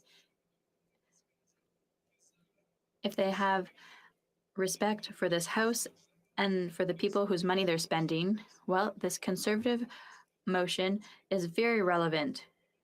Rather than say it should be debated elsewhere, they should pull up their socks and really debate. I'd like to get into the real debate now, and I hope we'll be able to continue debating the topic and not the relevance of the debate. That would be a good start. That's democracy, Mr. Speaker. Mr. Speaker, in the Globe and Mail, we saw that McKinsey's contracts skyrocketed under the Prime Minister, 2.2 million under Harper to over $100 million for the current Prime Minister. So I'm going to talk about the Conservatives' motion that calls on the Auditor General to conduct an audit on the relationship between the government and McKinsey. So here's the wording of the Conservative motion: that the Auditor General be called upon to conduct as soon as possible a performance and value for money audit of the contracts awarded to McKinsey & Company since January 1st, 2011 by any department, agency, or Crown Corporation, including the Business Development Bank of Canada since 2021. This was a request by the Bloc that the Liberal government make public all information necessary and all of the contracts so we know the nature of those contracts and the related amounts. Currently, Mr. Speaker, and since far too long, McKinsey has an influence on Canada and its departments and the Department of Immigration, and that doesn't seem ideal to me. From Roxham Road to unacceptable delays, we have a right to ask what the McKinsey advice really is for at IRCC. We look at the results, notwithstanding the opacity of the contract, their length and how much it costs and all of that. Well, the result currently is, oof, perhaps they should have hired someone else. Or perhaps deal with the real public service. But look, I see that as a failure of the Liberals. I could use other terms. But I'll let the Auditor General do her work. I hope she'll be able to do it. The Bloc Québécois is pleased with this motion. It's true that it's time to shed light on McKinsey and its dealings with Canada. I won't talk about interference in Canadian policy because as a member of the Bloc Québécois, perhaps I'd go on for too long and I don't have enough time, but don't worry, I'll mention it a couple of times. In a press scrum earlier today, a Conservative colleague, the member for Sherbrooke-Saint-Charles, said that the Auditor General has the power and the tools to obtain answers to questions by Canadians. The Auditor General has the power and the tools to obtain answers to our questions. Mr. Speaker, I have a few questions to ask. And I could even address a few to the Conservative Party while we're at it. Dominic Barton was one of the initiators of the Century Initiative and the former director of McKinsey. You'll have understood the connection. So to triple Canada's population over 75 years. One of the biggest supports for Century Initiative, there's the Liberals, but of course, there's the former Prime Minister Brian Mulroney. So I have questions. Is that the vision of the Conservative Party? In 75 years, it would be the plans of the Century Initiative. That's a question that could be asked. I'm glad that the Conservative motion leads us to ask this type of question. When the Conservative government dealt with McKinsey with contracts, was McKinsey registered as lobbyists? These are questions we can ask, and perhaps we'll obtain concrete answers. I'm not defending the Liberals. It's just that I have questions for the Conservatives. They were in government before. I just want to show that Canada is a long-standing friend of McKinsey. The Government Operations Committee of the House of Commons opened up a study on the contract since 2015 of a cumulative value of over $100 million, probably a lot more than that. When there's $0 for an 81-year contract, well, it must be a bit more. Recently, we found out about the existence of that contract until the year 2100. Mr. Speaker, you and I won't be around. I would have hoped for it, but we need to be honest with ourselves. We don't know all of the details of that contract. So a contract over 81 years, that doesn't seem above board. I wouldn't, even if it was a contract to my best friend, I wouldn't have someone sign a contract for 81 years to clear the snow from my driveway. No entrepreneur in the world gives 100-year contracts, but the government does. With taxpayer money. Isn't that something? For managing the pandemic, is it any better? What did they do? At what price? When the government spends, it's taxpayer money they use. We should know if we got value for our money. But when it's $0 over 81 years, it's hard to know. Look, I'm trying to go as quickly as I can. There's a surprising item that was revealed this morning that McKinsey isn't registered in the lobbying registry. All of the other major firms like KPMG, Deloitte, Accenture, and others, all of the others are registered as lobbyists, but McKinsey isn't. Why not? Because they say they don't have any lobbying activities. The Prime Minister says that his friend Dominic Barton has a real list of contacts. So I guess they don't need any lobbyists because Dominic Barton has a long list of contacts, according to the current Prime Minister. So at the Bloc Québécois, we're not asking for much. We're just asking for all of the contracts to be revealed, all of the documents produced for different departments, and a public inquiry. McKinsey has played a role in many recent scandals here and around the world. The opioid crisis was mentioned earlier. That's fascinating. The parliamentary secretary said, we could do it. It was done in the United States. It was done in other European countries like France. Well, yes, there are inquiries in the United States, in France. So if I've understood the parliamentary secretary correctly, if someone hires a firm and there's an inquiry because questions are being asked about contracts with that firm, well, we would be reproducing the same thing here. They've done it there. We should do it here too. That's how the government of Canada, the Liberal government, thinks, led by people who clearly are afraid of a public investigation, because if we base ourselves on their current reactions, all I'm noticing from the other side of the House is a feeling of fear. If they have nothing to hide, well, they shouldn't be afraid. Thank you, Mr. Speaker. Questions et commentaires, questions and comments. The Honourable Parliamentary Secretary to the Government House Leader. Yes, thank you, Mr. Speaker. There is no fear. The member makes reference to an 80-year contract, and that's been made reference to before. This is not a contract. It is a supply arrangement, and there is a difference, Mr. Speaker. It does not guarantee any monetary agreement, but rather pre-selection of supply from hundreds of suppliers have this arrangement. It is a long-standing practice that saves time and money. I would ask the member, would he not at least acknowledge that? Yet people will still go out and try to give a false impression that we have this 80-year contract, which is going to be costing millions of dollars every year. There's a big difference, but it feeds into the conservative spin. So when the member from the Bloc stands up and says there's an 80-year contract, he's reinforcing something that's very misleading. The Honourable Member for Lac-Saint-Jean. Thank you, Mr. Speaker. You see, this is why we should be voting for this motion, to shed light on this type of thing, this type of question we have. Is it a contract or is it an arrangement? Well, there's a good reason to vote for this motion, Mr. Speaker. He's just given us the demonstration. He's just shown us, the parliamentary secretary of the House Leader has shown us why this motion is relevant and why an investigation is relevant. Mr. Speaker, to get back to his question, when I tell my mechanic it's not a contract, it's an arrangement, he'll look in my eyes and he'll laugh. Questions and comments? Questions et commentaires. The Honourable Member Pitt Meadows, Maple Ridge. Thank you, Mr. Speaker. The Liberal government has given tens of millions of dollars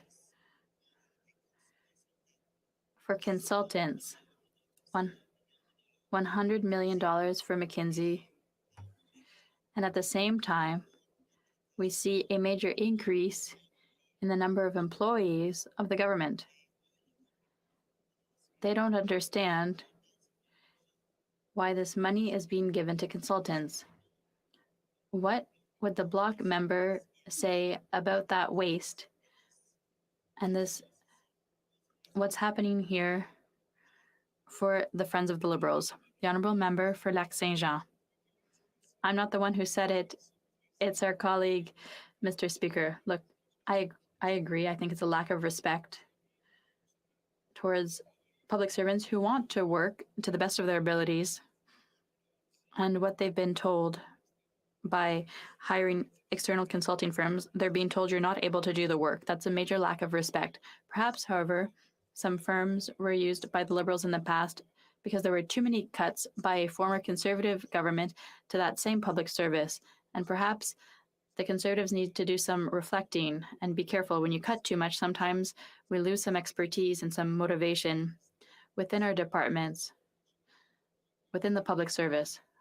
But very sincerely, Mr. Speaker, I agree with my colleague. It's a total lack of respect to the public service. They're able to do the job. They just need the means to do the job. And there needs to be respect towards public servants. Questions and comments. The Honourable Member for Rimouski, Nejet, Témiscouata, Les Basques. Thank you, Mr. Speaker. I congratulate my colleague from Lac-Saint-Jean for his excellent speech. It's hard not to agree with what he's mentioned. At the outset, he said that the Liberals, when they're not happy about a topic, when they're scared that it will make them look bad or lose political points, they say it's not the time to debate it. You know, Mr. Speaker, the last time there was something about contracts and they wanted to hide things, well, it was the We Charity story. The same government, in the middle of the pandemic, prorogued Parliament, closed the doors, said, let's move on to something else. And today it's not the time to debate this motion. Contracts until 2100, $100 million in contracts without calls for tender. They say we could have been passing bills. The same government that had 4 bills in the last parliamentary session. They're not even able to table their own bills. And today they say we don't have time to debate this because they'd be tabling bills. Well, Mr. Speaker, people shouldn't be taken for fools full time. Not just parliamentarians, but everyone in this country. My question for my colleague from Lac-Saint-Jean, what is the Liberal government hiding if they don't want to debate topics? Will they be telling us how to eat, how to dress? What's the next thing that they'll be asking? The Honourable Member for Lac-Saint-Jean. Well, regarding how we dress, I wouldn't mind because I'm colorblind, and so sometimes I have a hard time getting dressed. But I, once again, really agree with my colleague. A refusal to debate is really concerning with this government. And you know, the last time they refused to debate, there was a useless election with the result we have today. And so that's what the Liberals do. When it doesn't suit them, they hide. Prise de débat, continuing debate. The Honourable Member for Hamilton Centre. Thank you very much, Mr. Speaker. It's not often that I have a 20-minute runway to be able to unpack on a speech. And so I'm going to take my time to kind of meander through, the most important points of this, which I think we've begun to touch on when it comes to the motion, but I do see the narrowing of the scope of this particular motion to be indicative of a refusal of both Liberals and Conservatives to unpack what is really and truly happening here. Mr. Speaker, before I was a member of Parliament, I was a very proud city councillor in Hamilton, and I was amazed at the amount of work that would fall in our budgets under consultants. Now, the scale obviously isn't quite the same as this, but names like Deloitte would pop up quite frequently. And it became a process where when I was elected, having seen their names pop up so frequently in our own municipal reports, the money spent on outsourcing decision-making and advice to the consultant class, when I had the privilege of being a member of government operations and public accounts, that name would continue to pop up. In fact, it became such a prominent feature within many of the studies. Myself and a good friend of mine from the Conservative Party would joke, we would laugh every time the name Deloitte comes up. But yet when it comes to this particular motion, and in fact, this particular scandal, I have to say, I'm amazed at the Conservatives' lack of willingness to expand the scope beyond McKinsey. Why is that?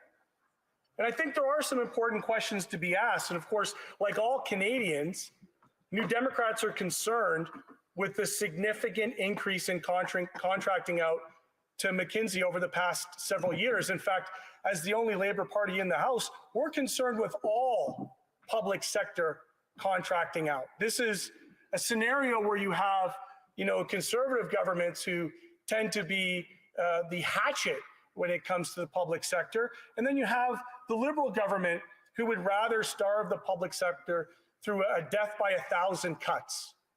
If the Conservatives are wielding a hatchet, the Liberals are holding a scalpel.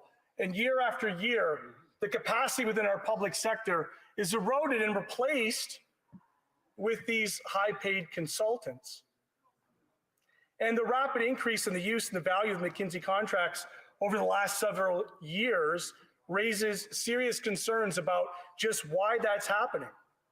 What advice is McKinsey providing to the government?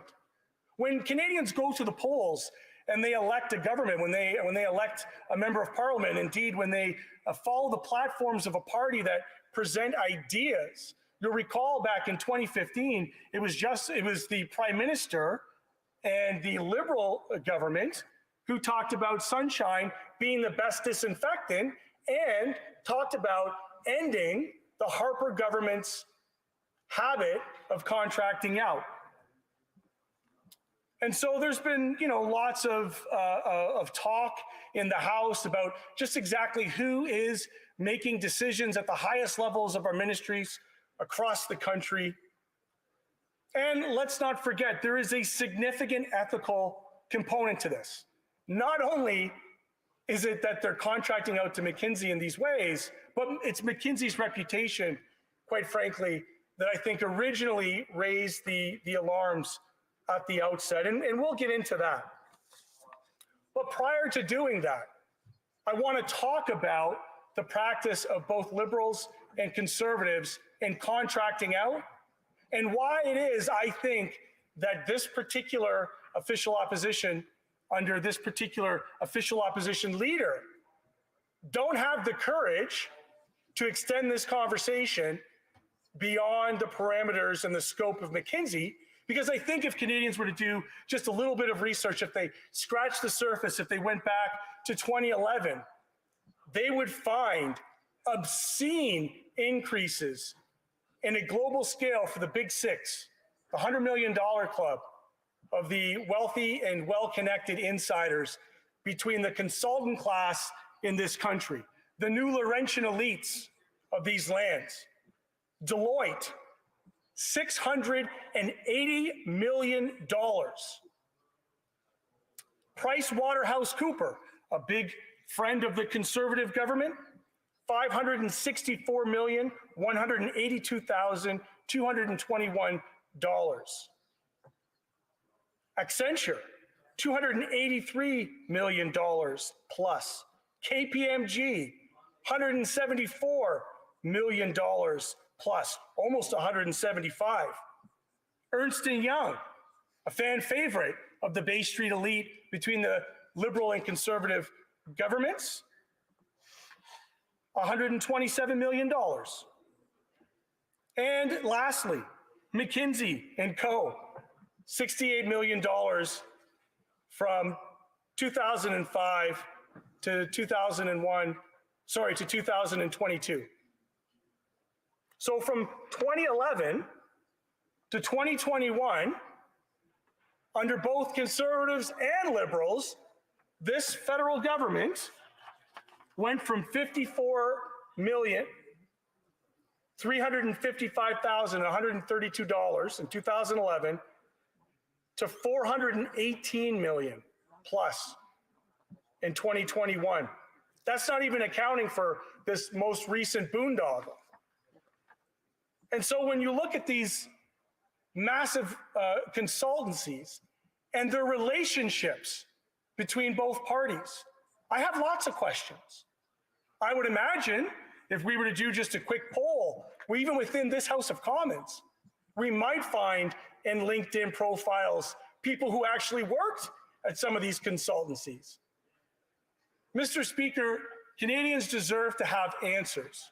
There is a deep cynicism in government, and the revolving door between the consultant class, senior public servants, and partisan parties in Canada needs to end. Now, when we talk about procurement and the ethics in procurement, it should be noted that what is legal in this sense is not always ethical. In fact, as New Democrats, we've tried time and time again to ensure that we have ethical practices within our procurement.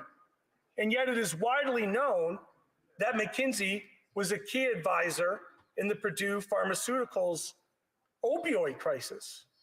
They advised them on how to unleash this drug onto the public. Mr. Speaker, you only have to take a visit to Hamilton Center to see just how successful they were, where the advice they provided allowed for a drug crisis, an overdose, a toxic supply crisis of the likes that we haven't seen in generations. They were named in a $600 million lawsuit, McKinsey was, against Purdue.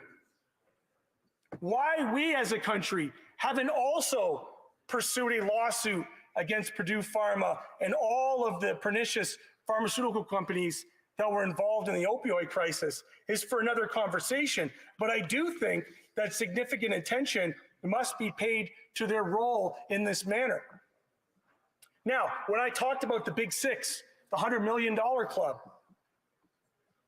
we also need to know precisely who these consultants are contracted with. How can you provide advice on healthcare when within your client list is Purdue Pharmaceuticals? How can you provide consultant advice for the Department of National Defense when your clients include Lockheed Martin and many, many others? On the face of this, just on the first scratch, this is a conflict of interest. It is a conflict of interest to outsource these decisions and decision-making around procurement to a company who has a vendor list that could very well benefit and profit from the very contracts they're advising on. If that's not illegal in this country today, Mr. Speaker and members of this House, it ought to be. It ought to be a consideration of this study. We should take a deep dive in this study beyond McKinsey to get the contract lists on all of these massive consulting companies. When I talk about Deloitte, $680 million? That's a giant. Why aren't the Conservatives talking about that? Why has the scope of this been narrowed so much? I have my thoughts, but perhaps the leader of the official opposition, when he gives his remarks, will show some courage that he is willing to take on the broader issue at hand and not just chase another ambulance. Mr. Speaker, I'm on the Ethics Committee. I know what conservative ambulance chasing looks like. We need to open up the scope of this study, and we need to include all of them, and we need to go back to 2011 because it's quite clear that there is a correlation between the cuts to the public sector and contracting out. Let's review.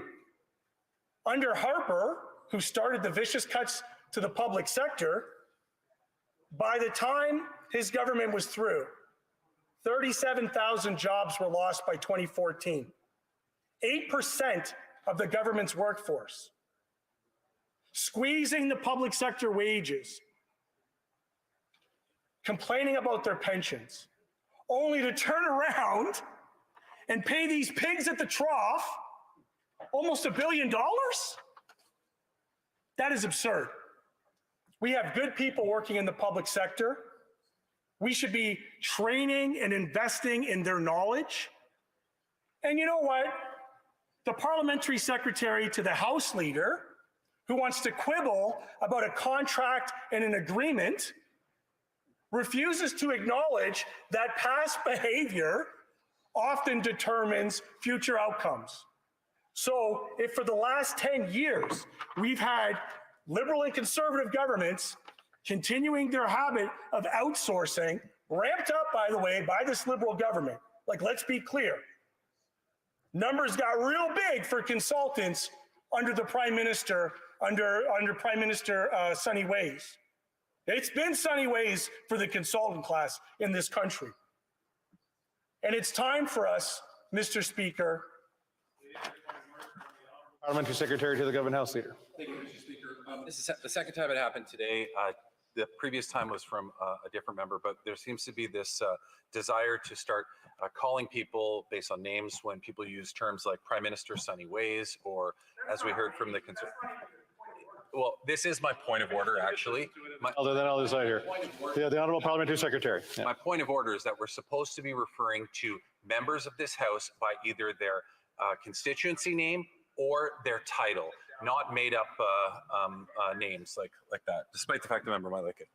I want to thank the member for his intervention. I don't think it's really a point of order, but I will remind individuals that we are to recognize each other by either our ministries or, of course, our riding names. The honourable member for Hamilton Centre. Sure. Thank you very much, Mr. Speaker. And I would concur that was not a point of order. Although it is good to see him, the honourable member, carrying the extra weight for the Prime Minister who ran on a platform of sunny ways, who ran on a platform of ending precisely what it is his government, like, well outpaced Harper. Like, let's be very clear. The Prime Minister did a job here when he ballooned these payouts from, $99 million. It was actually, in Harper's last year, $75 million to, in 2021, $418 million. He'd make Harper blush, Mr. Speaker, with the work that he's done lining the pockets of the ultra wealthy, knowing their record. Because let's be clear, Mr. Speaker, the Prime Minister and this cabinet, they either knew who they were dealing with or they didn't. If they knew who they were dealing with when they hired a company like McKinsey with their atrocious record and they procured them anyways, shame on them. If they didn't know, absolutely incompetent. I have a hard time believing they didn't know, because not only did they get these contracts under Dominic Barton, they made him an ambassador. You want to talk about national security? Like, where's Dominic Barton now? Last time I checked, he was working with the former chief of staff of the Prime Minister in Eurasia Group. There are incestuous relationships on the Hill within the consultant class, within partisan politics, that need to end, Mr. Speaker. Canadians deserve answers. And it's not just about McKinsey. So to my Conservative colleagues in this House, will you have the courage to expand the scope of this to include the other big five pigs at the trough? Yes or no? Oui or no? That's the question here today. And in doing so, hopefully we can finally get to the bottom of this. Hopefully we can find a way where we have ethics embedded into procurement. Mr. Speaker, hopefully we can find a way where we can ensure that the conflict of interest, which I believe is real when you have consultants who both work for the purchaser and the vendor, particularly when it comes to the military, particularly given the global uncertainty of war that we're facing right now and the obscene profiteering of war that we're seeing right now. We spend a lot of time talking about the suffering of the victims in this House, quite rightly so, but I don't think anybody spends enough time talking about the absolute obscene profiteering of war. When people go to war, Mr. Speaker, it's not the rich who go there. It's not the private school kids who go to the front lines to die. It's working class people. It's Bay Street and the ultra wealthy, Wall Street and the likes, who make money no matter who dies by funding both sides. So I don't know that I need the other 5 minutes to recapitulate the points that I've already made. I do appreciate having 20 minutes to go in on this very important topic, Mr. Speaker. I am interested to hearing what the Parliament Secretary to the House Leader has to say when it relates to agreements and contracts. When you look at the last 10 years, and maybe, Mr. Speaker, maybe the Liberals do see an opportunity to expand the scope of this to include the other five pigs at the trough, so we can get a real sense for just who's making money, who's making the decisions around this country, and who's benefiting on the backs of good public sector jobs and taxpayers. Thank you, Mr. Speaker. I'll concede the rest of my time. Questions and comments? Question et commentaires. The Honourable Parliamentary Secretary to the Government House Leader. Yes, thank you, Mr. Speaker. And you know, I'm wondering in the last question the member poses is that, and I made reference to this a little bit earlier, is the whole issue of taking a deeper dive into the area of regulations and how tendering contracts are issued. I think would be a wonderful discussion topic where they can actually do a bit of a study and an analysis. What we have before us today, the entire report is like one paragraph. And I do think it's more politically charged than it is to try to resolve or come up with real solutions or even a real critique. And I'm wondering if the member would not agree that having that deeper dive in the bigger picture and having the standing committee looking into that and then possibly doing a follow-up would be far more productive.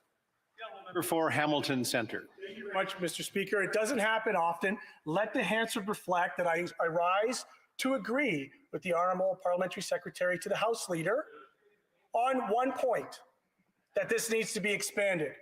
I also will go on the record to agree with the comments that have been made by the opposition sides that I don't believe, or nor do I necessarily have faith, that this government is equipped to run an investigation that's fulsome enough that be able to provide the answers that Canadians need.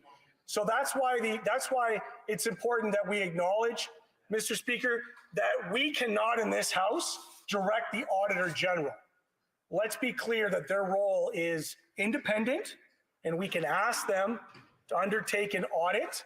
That audit needs to happen, Mr. Speaker, but it needs to be expanded to include the other 5 pigs at the trough.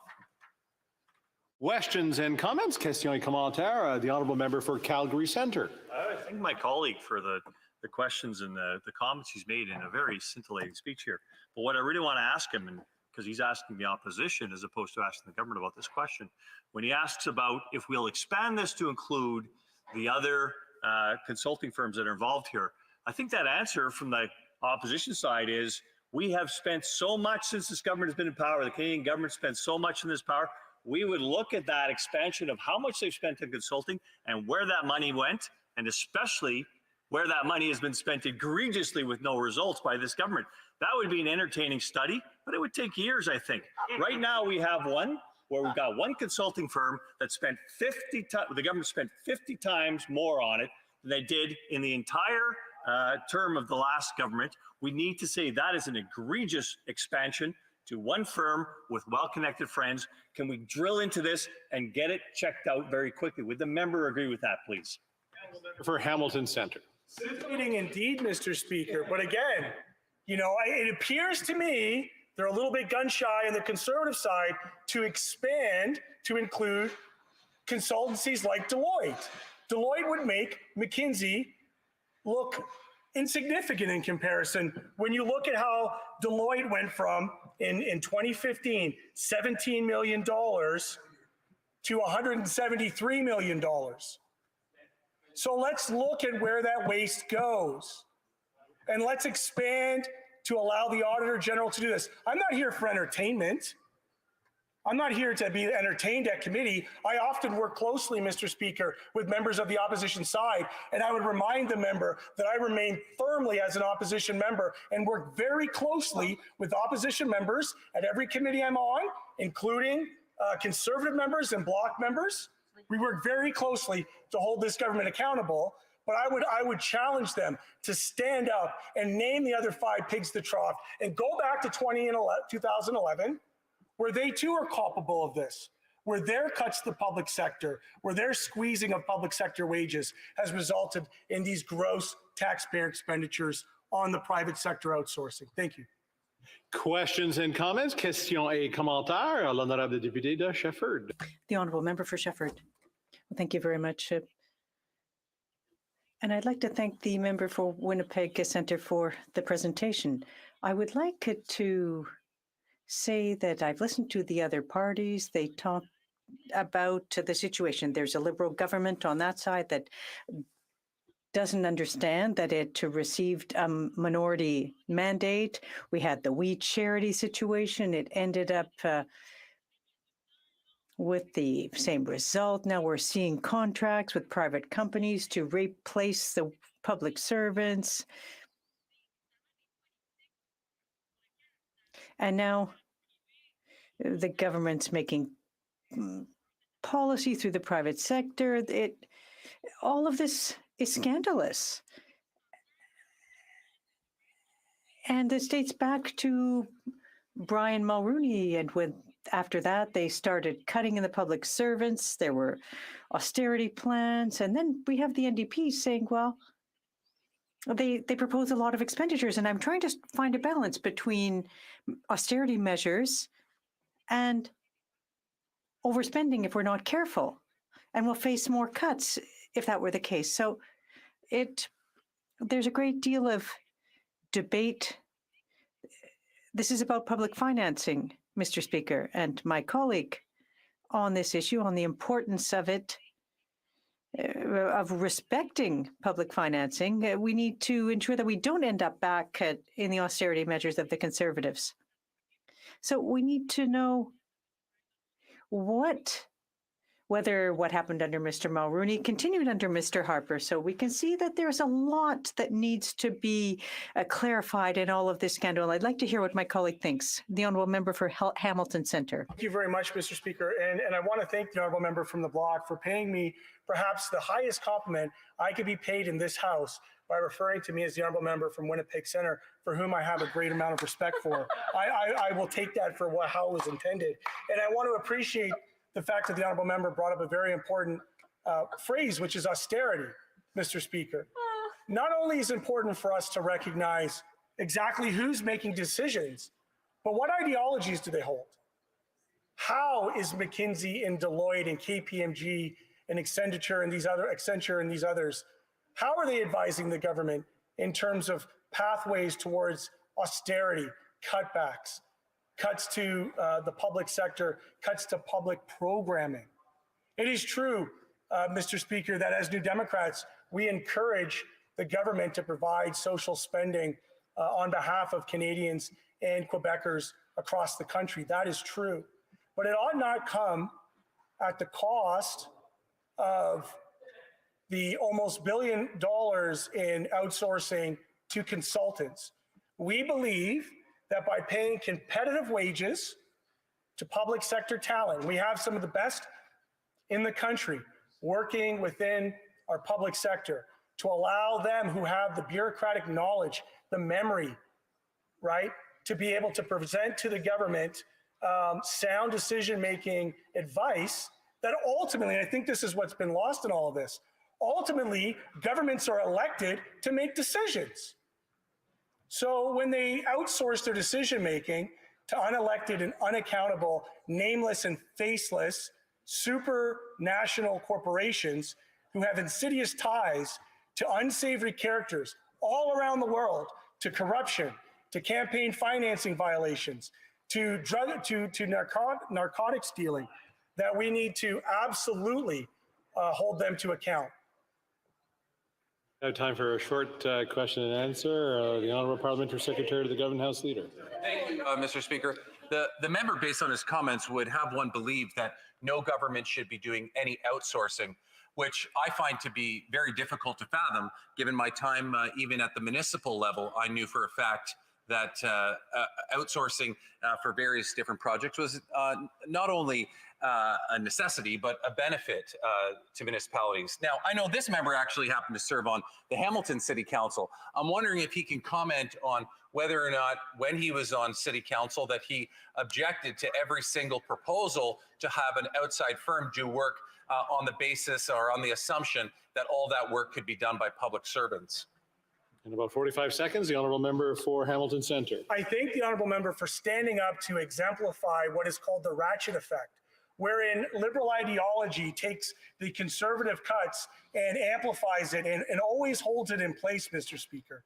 This is the beautiful symbiotic relationship about having Coke and Pepsi within this House, where they will always rail against conservatives for making cuts to public sector, for austerity, and for everything else. But when it comes time for them to govern, Mr. Speaker. They hold firm on the neoliberal ideologies of austerity and cuts to public sector services. So I thank him for exemplifying that and let him rise on another false point of order.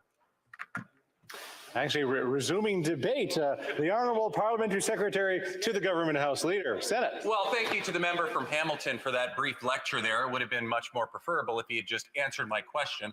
I'm sure that on a number of occasions he had voted in favor, including Hamilton budgets that would have included spending money on employing outside firms, despite the fact that he will grandstand in this House and suggest that no such thing should ever happen. But in any event, I will move on with my speech, Madam Speaker. Madam Speaker, if it's okay with you, I'd just like to take a moment before I get into my speech to recognize somebody from my community, Mary Louise Benson, who just turned 100 years old yesterday.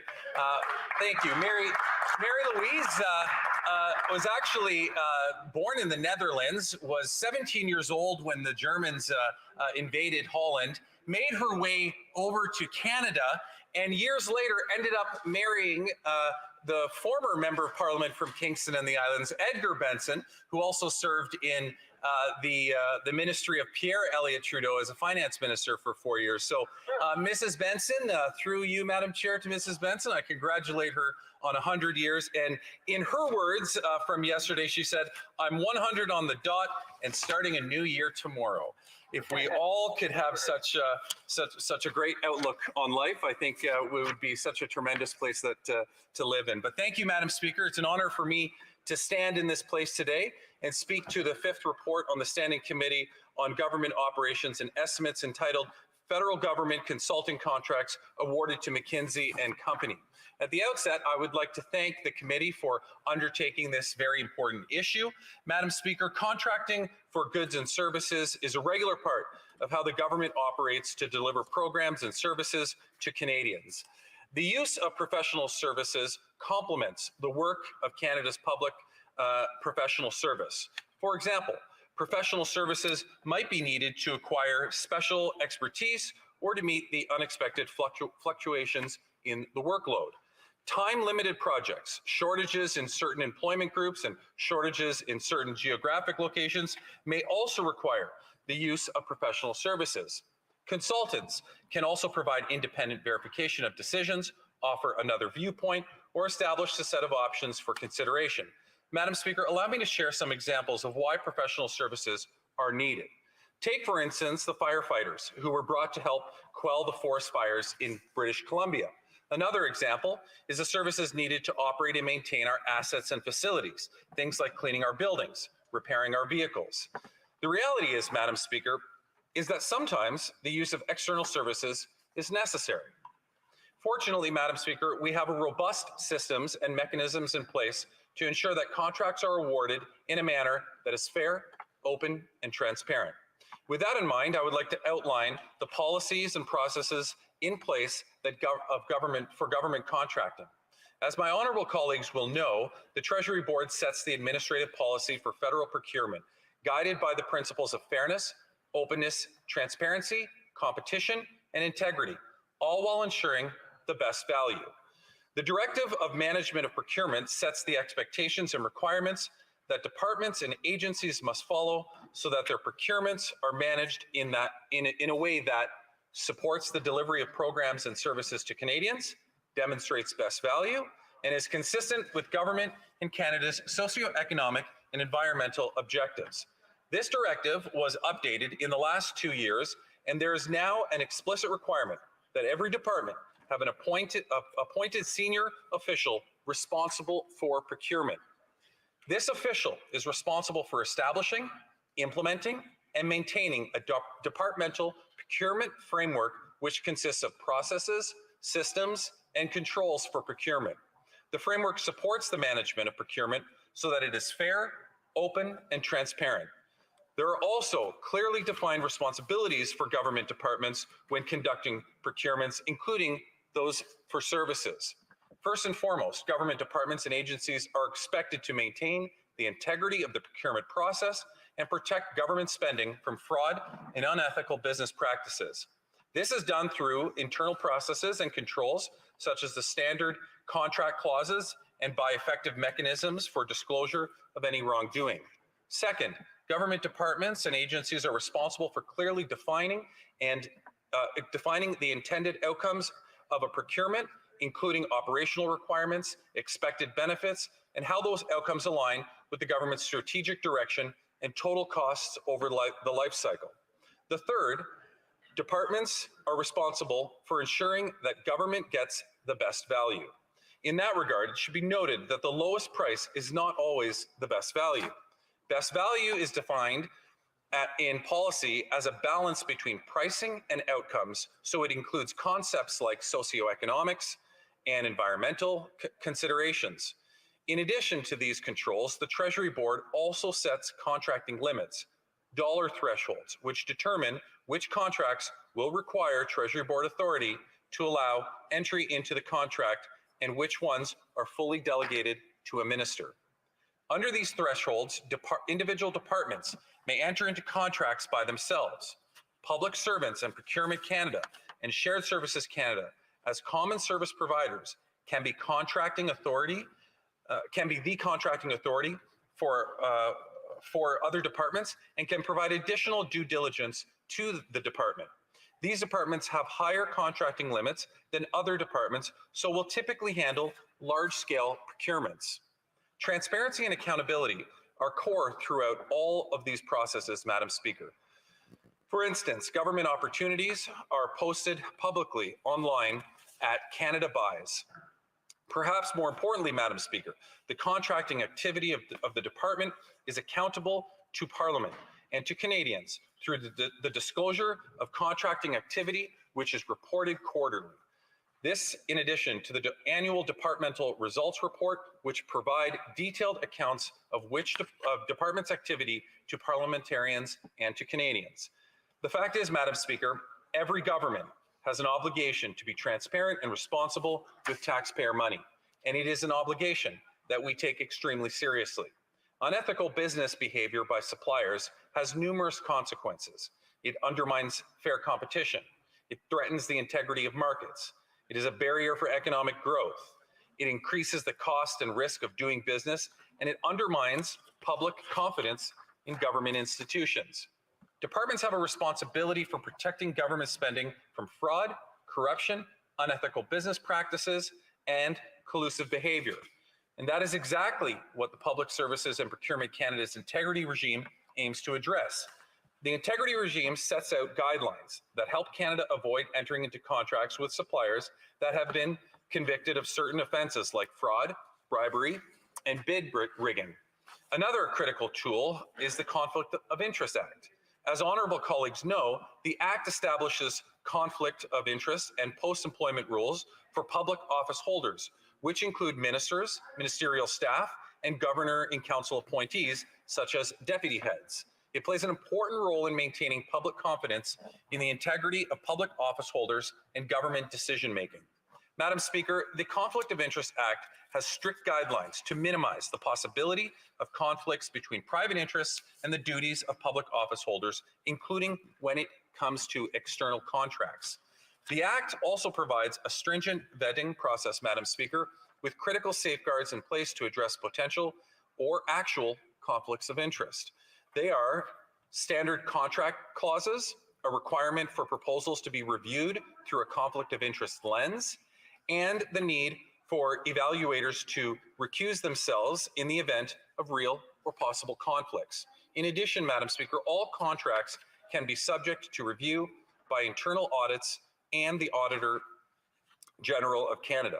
Madam Speaker, I would like to also mention the Open and Accountable Government, which sets out core principles regarding the roles and responsibilities of ministers and ministerial exempt staff. For example, exempt staff may ask departmental officials for information, relay instructions from the minister, or be informed of decisions in order to address communications and strategic issues. But let me be very clear on this issue, Madam Speaker. Exempt staff do not have a role in departmental operations. In fact, they are prohibited by law to exercise the delegated authority of a minister. Furthermore, they are prohibited from giving direction to departmental officials on the discharge of their responsibilities or on issues relating to the management of departmental resources or operational matters. As public office holders, exempt staff members are expected to act with honesty and uphold the highest ethical standards. That means complying with the ethical guidelines outlined in the Open and Accountable Government, as well as conflict of interest and post-employment obligations under the Conflict of Interest Act and Lobbying Act. They may also not knowingly or intentionally encourage or induce other governmental officials, including parliamentarians, ministers, public servants, and other exempt staff, to act in a manner contrary to the law. Madam Speaker, exempt staff are required to make themselves aware of ethical standards, expectations, and obligations of public servants set out in the Values and Ethics Code for public sector and departmental codes of conduct. This means that they must not engage public servants in any activity that is inconsistent with their ethical and legal obligations. For public servants, the Values and Ethics Code of Public Sector outlines the values and expected behaviors that guide them in the activities related to their professional duties. The code is wide-ranging, but importantly, it provides a platform for employees to report any wrongdoing that they witness. Taken together, these measures play a critical role in ensuring accountability, Madam Speaker, and they are part of a larger system in place to ensure that the government is open and transparent to both parliamentarians and Canadians. Madam Speaker, in our parliamentary system, the government provides Parliament with detailed financial information throughout the year. The estimates document, the departmental plans, the public accounts and departmental results report play a critical role by presenting parliamentarians and Canadians with details on the government's activities and spending. And all of the latest financial information, including planned spending authorities and estimated expenditures, is publicly available on the Government of Canada Infobase and Open Government. This wide range of financial reports supports Parliament's scrutiny of public funds. That said, Madam Speaker, there is always room for improvement, which is why the government committed to taking steps to strengthen our procurement policy by integrating human rights, environment, social and corporate governance, and supply chain transparency principles into government procurements. There is no denying that we have a world-class public service, Madam Speaker. Whether from a formal worksite or at a home office, public servants across the country continue to provide Canadians with the services they rely on. Like all of us in this place, they are dedicated to serving Canadians, and providing the services Canadians rely on sometimes requires additional support. That said, we know a strong federal public service is the best way to deliver for Canadians. The government is developing a long-term government-wide public service skills strategy, including increasing the number of public servants with modern digital skills and improving external recruitment.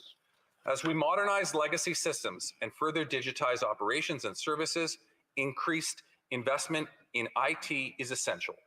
Where it makes sense, we use internal resources, and where we need to, we supplement those with external resources.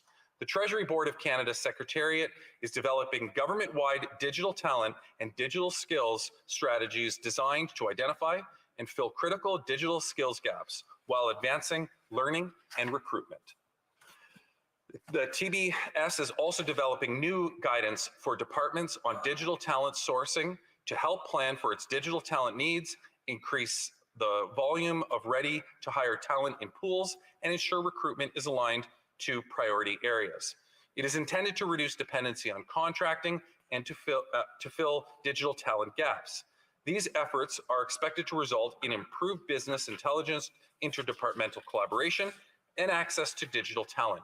Clearly, Madam Speaker, Canada has robust policies and tools in place to ensure that contracting is done in a professional and nonpartisan manner.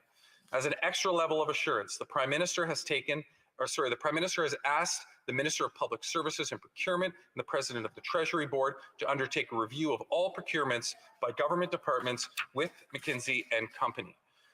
The intent of the review will be to verify if these procurements were conducted in accordance with Treasury Board policies and directives. Madam Speaker, the government takes its responsibility as stewards of public funds very seriously and is committed to ensuring that government spending stands up to the highest levels of scrutiny. To that end, Madam Speaker, The government welcomes a performance and value for money audit by the Auditor General of the contracts awarded to McKinsey and Company since January 1, 2011 by any department, agency, or Crown Corporation. It will therefore be my pleasure, Madam Speaker, to vote in support of this motion. Questions and comments? Questions et commentaires? L'honorable. The Honourable Member for Abitibi, Bay James, Iyuk, Nunavik. I thank my colleague for his speech. However, we have questions about McKinsey. We know that there are deliverables and contracts, even though he says they're not contracts. Are they quantifiable? And there's a history of deliverables that aren't verifiable with this firm. So they can do what they want without being accountable to parliamentarians and journalists. Can my colleague respond to this question? Honourable Parliamentary Secretary. Well, the member starts off by saying that she has questions about the contracts, and what this motion does, Madam Speaker, is specifically ask for those questions to be answered. I don't have the answers to those specific questions. I told the member how I would be voting on this, and I think that if we let due course occur, she will get the answers to those questions.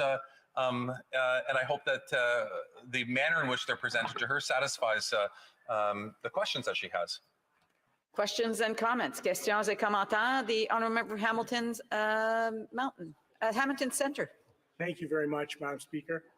And I appreciate the Honourable Parliamentary Secretary who spends quite an amount of time in the House on all debates, but on particular to this one, I just have one question for him. It's a simple one. He just spoke at length. Did McKinsey prepare his speech today, Madam Speaker? The Honourable Parliamentary Secretary. No. Questions and comments? The Honourable Member Sandwich Gulf Islands. Thank you, Madam Speaker. I'm pleased to know the government will be voting for this motion. I will as well. But does the government member and the Honourable Parliamentary Secretary agree that really McKinsey's the tip of the iceberg, as the Honourable Member for Hamilton Centre said moments ago? We got $17 million this year for McKinsey, a total of about $100 million since 2015. That's a lot of money. But in this year alone, it's $22 billion. Quick math. It takes 1,000 million to make a billion. So in that context, should we not be looking more broadly at the IBMs and the Deloittes and the defense contractors and all of the outsourcing that occurs to foreign corporations in this country? Honourable Parliamentary Secretary. Well, despite the fact that the member from Hamilton decided to use that limited time that he had a question for me on such a frivolous question, I actually think that he had a really good point earlier in his speech, Madam Speaker, and that's when he brought up this issue of why it's not expanded. I personally don't have a problem with that. I spent a great amount of my time talking about the openness and transparency of government and what our commitment was to that openness and transparency. And so had this motion been brought forward in a way that addressed that as a more holistic scale, because I think the member from Hamilton Centre has a good point. Why just limit this to one? Why not make it more open? I don't think that anybody on this side of the House is afraid to hear the answers that come out of that. Unfortunately, to the member from Sandwich Gulf Islands, we're debating this motion that is very specific in nature.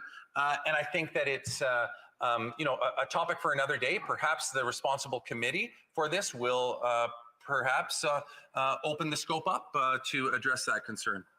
Comments? Honourable Member for Calgary Centre. Thank you, Madam Speaker. And I have to say to my colleague from Kingston, the Islands, that in all my time in this House of Commons, that is the best speech I've actually heard him give when I actually was in the House of Commons here. Thank you for that. Thank you for all the terms you got. And thank you for supporting the bill we're putting forward here and getting exposure on these contracts in particular. And thank you for not bending to opening this up so we're boiling the ocean, as people used to say in consulting work, where we're going to have to look at things that will take us years to look at. This is one specific contract. And I'll ask the member if he will actually commit to doing this as efficaciously and quickly as possible. Get this done within the next few weeks so we can totally expose the amount that McKinsey has taken from this government and what results the government has actually gotten from that $100+ million of advice over the last handful of years. The Honourable Parliamentary Secretary. Well, Madam Speaker, the member said you on a number of occasions. You haven't indicated how you're going to be voting yet, so I would hate to put that in your mouth to suggest that you're voting in favor of this. But to answer his question, how quickly, I can guarantee him of one thing: we will vote on this much sooner than the Conservatives let the average piece of government legislation pass through this House. And comments? The honourable member for Vaughan Woodbridge. That's okay. That's my neighbor. Yes. Thank you very much, Madam Speaker. And since my colleague's being so transparent, I'd like to ask a question. Is it a conflict of interest that McKinsey was receiving millions while Dominic Barton was on the Economic Advisory Council? Could he answer that for me? Honourable Parliamentary Secretary. As I indicated in my speech, Madam Speaker, we have a number of various different acts that can address that. We have a conflict of interest commissioner who oversees government or order and council appointees, as well as parliamentarians and others. I will leave it up to those particular professionals who we as a collective body have tasks to oversee that, to determine whether or not somebody has acted in a manner that is against our conflict of interest. I think that the problem is, and despite the rhetoric between the member from Hamilton Centre and I a few minutes ago, I think the problem is that the Conservatives continually their only objective with this motion, Madam Speaker, is to try to, create a new, they're trying to create a new conspiracy out there for people to believe in something brand new, whereas actually, when I listen to the Green and the NDP, they actually have reasonable ideas, and it's unfortunate that the Conservatives can't follow suit. And comments? Questions et commentaires? The honourable member for Hamilton Centre. You would have heard in my remarks referencing that under Harper, the public sector was. Madam Speaker, do I have the floor? Okay, thank you. You would have heard me reference in my remarks about the cuts under Harper to our public sector, cutting our public sector by 8% up to 2014. And we heard the honourable member, and in the spirit of maybe some fairness, I'll give to him, I'll throw him this bone. Will he respond to his government's plans to restore capacity within our public sector by paying our public sector's market rate, or will he stand by his defense for contracting out and to continue to pay the private sector consultants at 3 times that rate? The honourable Parliamentary Secretary.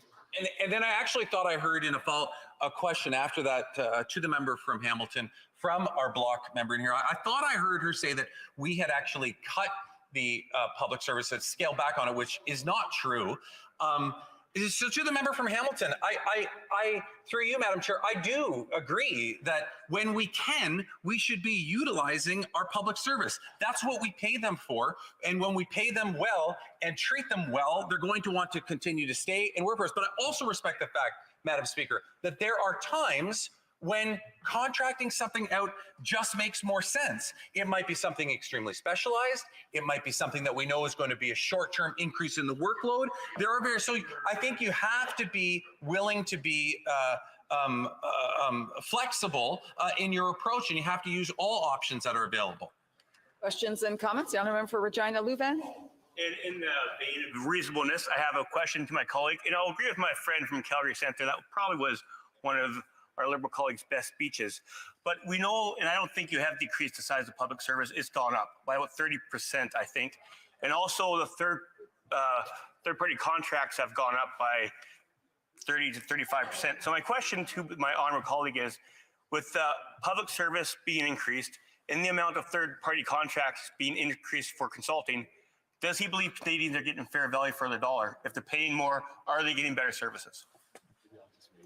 The honourable Parliamentary Secretary. Well, 2 Conservatives have now told me this was the best speech I ever made. However, about 3 months ago, I made a speech on the environment and how Conservatives used to be such great champions of the environment, Madam Speaker. I thought that was a pretty good speech. Actually, Brian Mulrooney sent me a letter afterwards congratulating me on that speech. But if they think this is a good speech, then I guess I'll take them for that.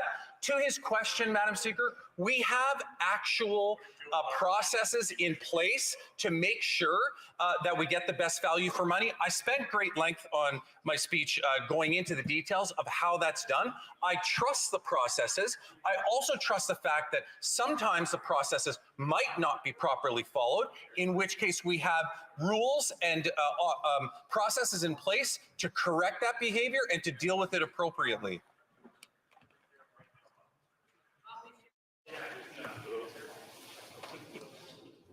Resuming debate. The honourable member, please. Resuming debate.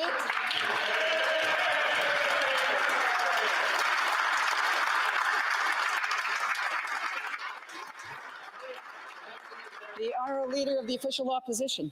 Thank you.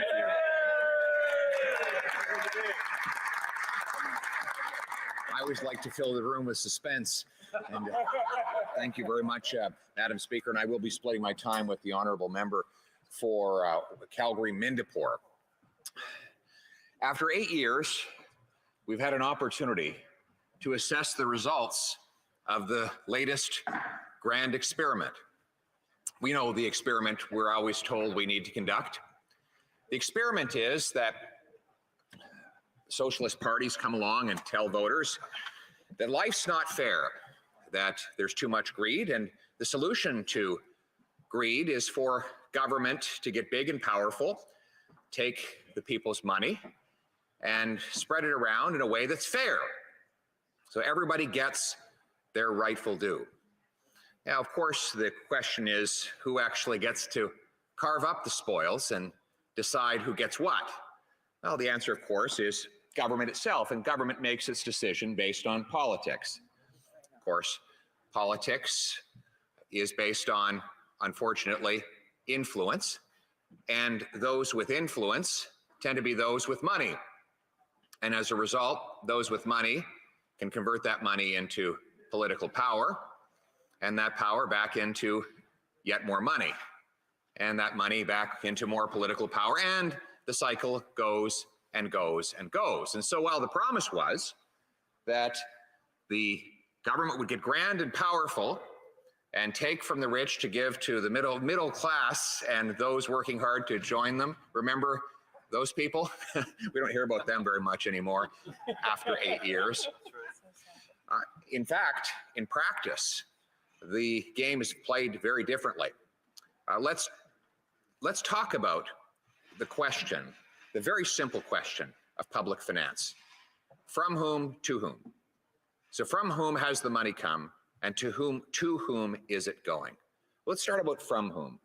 The money is coming from the working class people of this country who are under a siege not seen in at least 40 years. Inflation has reached a 40-year high as the cost of government has bid up the cost of living. $500 billion of inflationary deficits have increased the cost of the goods we buy and the interest we pay. So the real human impact of this highly predictable economic phenomenon is that 67% of Canadians now agree that everything feels broken in Canada. We have 9 of 10 young people who don't own homes say they never will. We have students now, according to media reports, living in homeless shelters while they study. We have 1.5 million people eating at a food bank in a single year, some of whom asking food bank presidents for help with suicide, with medical assistance in dying, not because they're sick, but because the poverty that they experience after 8 years of this prime minister is so insufferable that they would rather end their misery altogether. We have mortgage payments. The average mortgage payment has doubled from $1,500 to over $3,200. The average rent payment in our 10 biggest metropolitan centers has doubled as well. So the people, by the way, food prices are up 12%, energy prices have off and on experienced inflation of at times 100% year over year. And by the way, these are the commodities that make up a much larger part of the budgets of the low income and working class people. So and the answer to the question of from whom is, of course, Canada's working class people, the people who get out of bed every day, who do the nation's labor. They are the ones who are paying the bills for this experiment. So the second part of the question is, to whom? Who's getting all this benefit? Because I think when we look around our communities, we don't see a lot of people putting up their hand and saying, boy, I sure have received a windfall. I don't know how many constituents of the members in this chamber here today are getting $1,500 an hour contracts from this government. No, zero. We're talking about a very small group of people who are getting these benefits. And who are they? Well, let's start chronologically. Let's go back. Let's start with SNC-Lavalin, right? This is a perfect example of the experiment of which I speak. They went to a socialist country called Libya. Libya, the word socialist is actually in the republic's name. And so you'd think they'd want nothing to do with a multinational. Well, of course, that multinational bought influence and stole over $100 million from the poorest people in Africa. Now, the Prime Minister was not going to let a company like that face criminal charges. So he actually fired his Attorney General because she refused to have those charges dropped. So we see the Prime Minister protecting a corporation that had stolen from Africa's poorest people, a corporation that of amongst the most privileged people on planet Earth. After that, we saw the Prime Minister give grants, multi-million-dollar grants to Loblaw to pay for fridges, to credit card companies, highly profitable credit card companies, to provide them with corporate subsidies. Recently, his finance minister was confronted about the plan in the budget to fund $2 billion to a company that does not exist. And the finance minister, when she heard that allegation, said that is absolutely false. It's not 2 billion, it's 15 billion. But we can imagine who's going to benefit from that. And now, McKinsey. Now, the Prime Minister gave a glowing speech about his non-friend friend, the non-friend he likes to hug, Dominic Barton, who said that he had hired Mr. Barton for $1 a year. Somehow $1 became $50 million. And then it became $100 million. And then it was $120 million. And because the price tags he keeps rising, I actually asked the Prime Minister now, close to a dozen times in the House of Commons, what is the total dollar value of all the contracts the Prime Minister has paid this company after 8 years? And he still can't answer the question. But we know that they're making a lot of money. And according to the government departments that hired them, in many cases did no work of any value. And so the public servants who could have done the job themselves say this company came in with a bunch of fancy charts and graphs and the latest MBA-isms and made off with millions, and no one can actually figure out what they did for the money. That's to whom the money is going. In fact, this government has increased the budget for high-priced consultants by nearly 100% to over $15 billion. For context, we have 15 million families in Canada. So that means each family is spending $1,000 in federal taxes for high-priced consultants.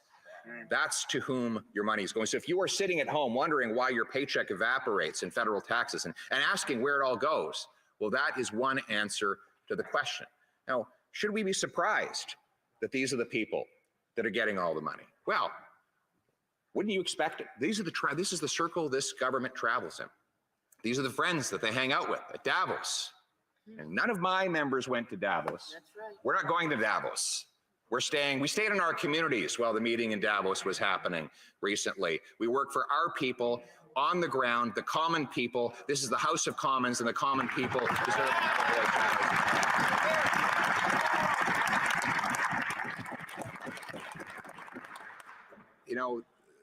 And so we learn the lesson here that just because the state takes over the economy doesn't mean it transforms human nature. It doesn't mean that it abolishes greed. It just redirects greed.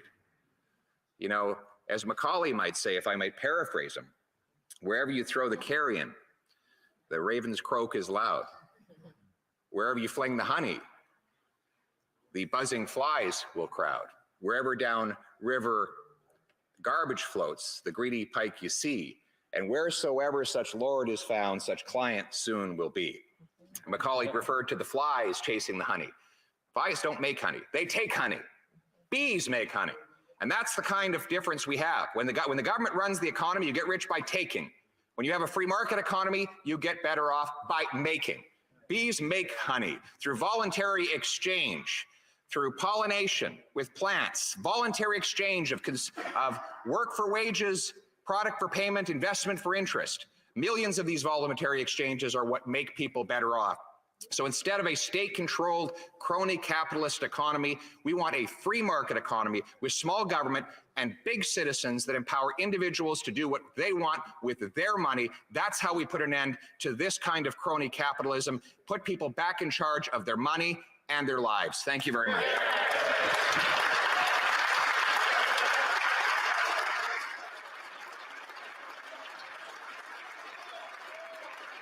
Questions and comments? Questions et commentaires. The honourable member for Hamilton Centre. Thank you very much, Madam Speaker. To be clear, all capitalism is crony capitalism. The question is, does the leader of the official opposition have the courage, Madam Speaker, does the leader of the official opposition have the courage to expand the scope of this study, to investigate all the pigs at the trough, including Deloitte, including Ernst & Young, including the conservative favorite, PricewaterhouseCoopers, KPMG.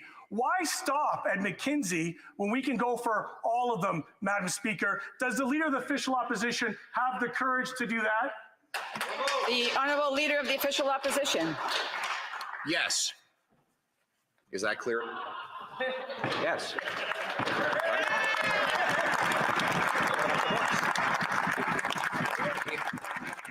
But let's be clear about something. The member believes in capitalism. He just believes that capital should be controlled by bureaucrats and politicians. Because he believes that you take the same human being out who's a CEO and move him over to make him a top bureaucrat or a top politician, suddenly he'll become an angel.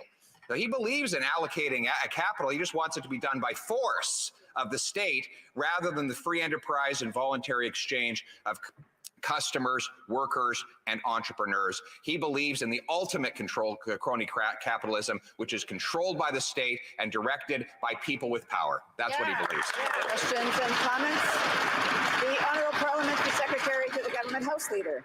Well, I find that answer to be very interesting, Madam Speaker, because it begs the question of why didn't the Conservatives bring forward a more holistic motion?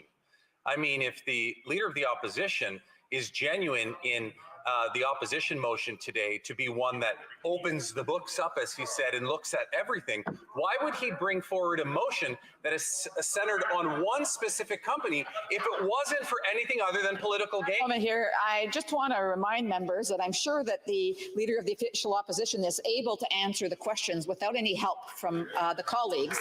And so I would ask members to please hold on to their thoughts. The Honourable Parliamentary Secretary can finish his question. So he admits that he wants to open this up, but yet his motion is specific on one particular company. So the question is, was the opposition day motion motivated from a genuine interest in looking into an issue, or was it motivated for political gain where the leader of the opposition and Conservatives think they can drum up an issue to exploit fears and anxieties within people? The Honourable Leader of the official opposition. The former. It was a desire to look into the issue. But we also know how to set priorities, and we need to, because when you're examining Liberal wrongdoing and corruption, it's like drinking from a fire hose, right? So you have to start. The question we always have is, where do you start? Where do you start? So we started with McKinsey, because that's where most of the smoke is, and that's where we're likely to find the first flame. But we are prepared to examine all of the $15 billion plus of massive high-priced contracting out that this government does. And I can tell you, we will cut that waste when I'm Prime Minister. Yeah. Questions et commentaires? L'honorable député de Beauport. The Honourable Member for Beauport-Limoilou. Thank you, Madam Speaker. If my colleagues watched Ogo recently, they will know that a motion was tabled to study all documents having to do with consultants from 2011 to the present. And that motion, we should see what its fate is next week. My question is the following. We know that the population is aging, and this is something that affects all professions. But from the beginning of the study on McKinsey, it's been remarkable to see how no one seems to want to talk about this topic. No one seems to have seen anything. No one seems to have heard anything. When it comes to these contracts, I'd like to hear from my colleague on this. The Honorable Leader of the Opposition. Well, the Conservatives want to investigate McKinsey, but we're also completely ready to investigate all contracts about businesses that received enormous sums. We're talking about $15 or more billion. We're ready to work with anyone in order to cast light on all of these contracts. We don't want Canadians to work hard just so that they can end up sending checks to people who are ultimately charging taxpayers $1,500 an hour. Resuming debate, the honourable member for Calgary-Midnapore. Thank you to that incredible speech from my incredible leader. You know, it's certainly an honor to serve with the member for Carleton, and always very difficult to have to follow his speeches, but that's what I'm going to have to do here today, Madam Speaker. Madam Speaker, the bottom line, the main reason that we have brought forward this opposition or this concurrence motion here today is for one reason and for one reason alone. And that is, Madam Speaker, we don't trust this government to audit themselves. You're here. So I say to you, Madam Speaker, call in the auditors. That's what I say, Madam Speaker. Madam Speaker, why should we have any faith in this government to audit themselves after the horrific things that we have seen in the time that this Prime Minister and this government have been in office? We've seen things such as SNC-Lavalin, terrible scandal. We've seen things such as the We charity, just millions and millions of dollars being spent without any idea as to where they're going. Madam Speaker, as a woman, I find it especially offensive, all of the women that have been thrown under the bus. The former Justice Minister, for example, the former Health Minister, for example. We've seen, of course, Selena Cesar Chavez, who has now come out and said that she was not treated well by this government or by this Prime Minister. And sadly, most recently, the former Minister of Sport, who actually had to take a leave of absence in an effort to have to deal with this government. Madam Speaker, we don't trust this government to be ethical or to audit themselves. So I say to you, Madam Speaker, call in the auditors. All right, Madam Speaker, they won't admit to how much money they have spent. Madam Speaker, on January 4th, 2003, CBC published an article showing the Liberal government has spent over 30 times more in contracts with McKinsey and Company than under the previous government. But on January 17th, 2023, the Globe and Mail published an article stating the actual value of the government contracts with McKinsey since 2015 actually amounted to $101.4 million, much higher than previously reported. But Madam Speaker, it didn't stop there. On January 31st, the Globe and Mail published another article based off of documents in a court case in Puerto Rico. Federal contracts awarded to McKinsey are now estimated to be at least $16.8 million, Madam Speaker. And we've asked the Prime Minister, Madam Speaker, several times in this House to tell us the amount that he has spent on McKinsey and Company. They won't even admit to how much they spent. So, Madam Speaker, call in the auditors. Madam Speaker, major policy decisions are being made by McKinsey and Company and not public servants. We've seen the influence of McKinsey and Company throughout this government, specifically, for example, with immigration. We've seen that Dominique Barton's influence on the immigration project, along with his new Century Initiative. Really, this is influencing immigration policy within our country, in addition to other policy.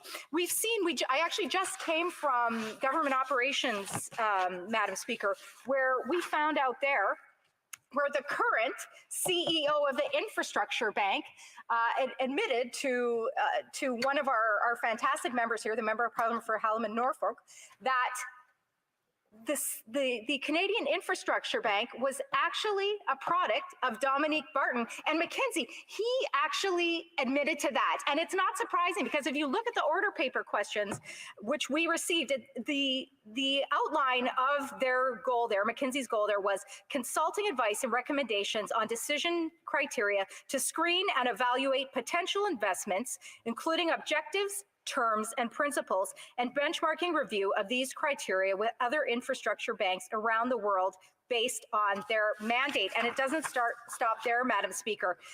Other projects included, McKinsey was hired for by the Infrastructure Bank, consulting advice and recommendations on strategy-related matters to advance the CIB's mandate and increase in public impact. Sounds like they were hired to try and convince the public it was a good thing, Madam Speaker. Facilitating expert advisor workshops and recommendations to advance the CIB's mandate and increase the public mandate. So, Madam Speaker, once again, we can't trust this government, because their major policy decisions are being made by McKinsey and not by public servants.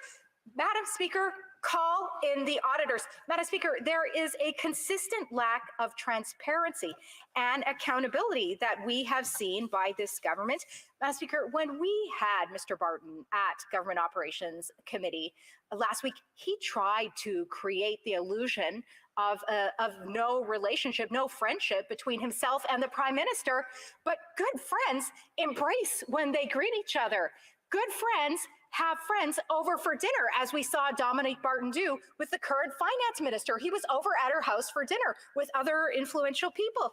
So, Madam Speaker, in addition to all of the other things I previously mentioned, there is a clear lack of transparency and accountability with this government and their relationship with McKinsey and Company. And we've also seen it from the former finance minister, Bill Morneau, who actually makes reference to it in his book. We've seen the glowing welcome that the Prime Minister gave Dominique Barton at Davos, at the World Economic Forum, and 2016. Madam Speaker, there is a clear lack of transparency and accountability and proximity of the relationship between this government, the Prime Minister, and McKinsey and Company. So, Madam Speaker, do you know what we need to do? We need to call in the auditors. That's right. That's right. Madam Speaker, a government should not be doing business with a company with such low ethical standards. And Madam Speaker, I wouldn't even know where to begin there. I could start with the campaign financing in France that we've seen. We could talk about McKinsey's contributions in the opioid crisis with Purdue Pharma. We could talk about the criminal charges for insider trading, which their former employees have been implicated in.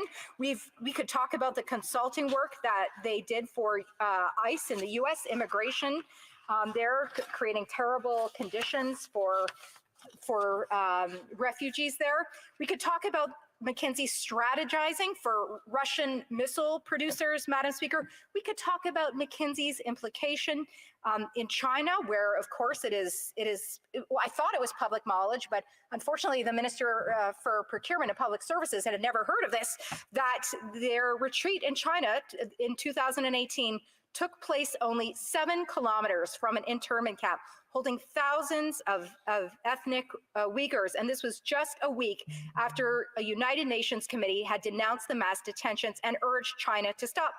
McKinsey also consulted for China Communications Construction, which has built militarized islands in the South China Sea in violation of international law.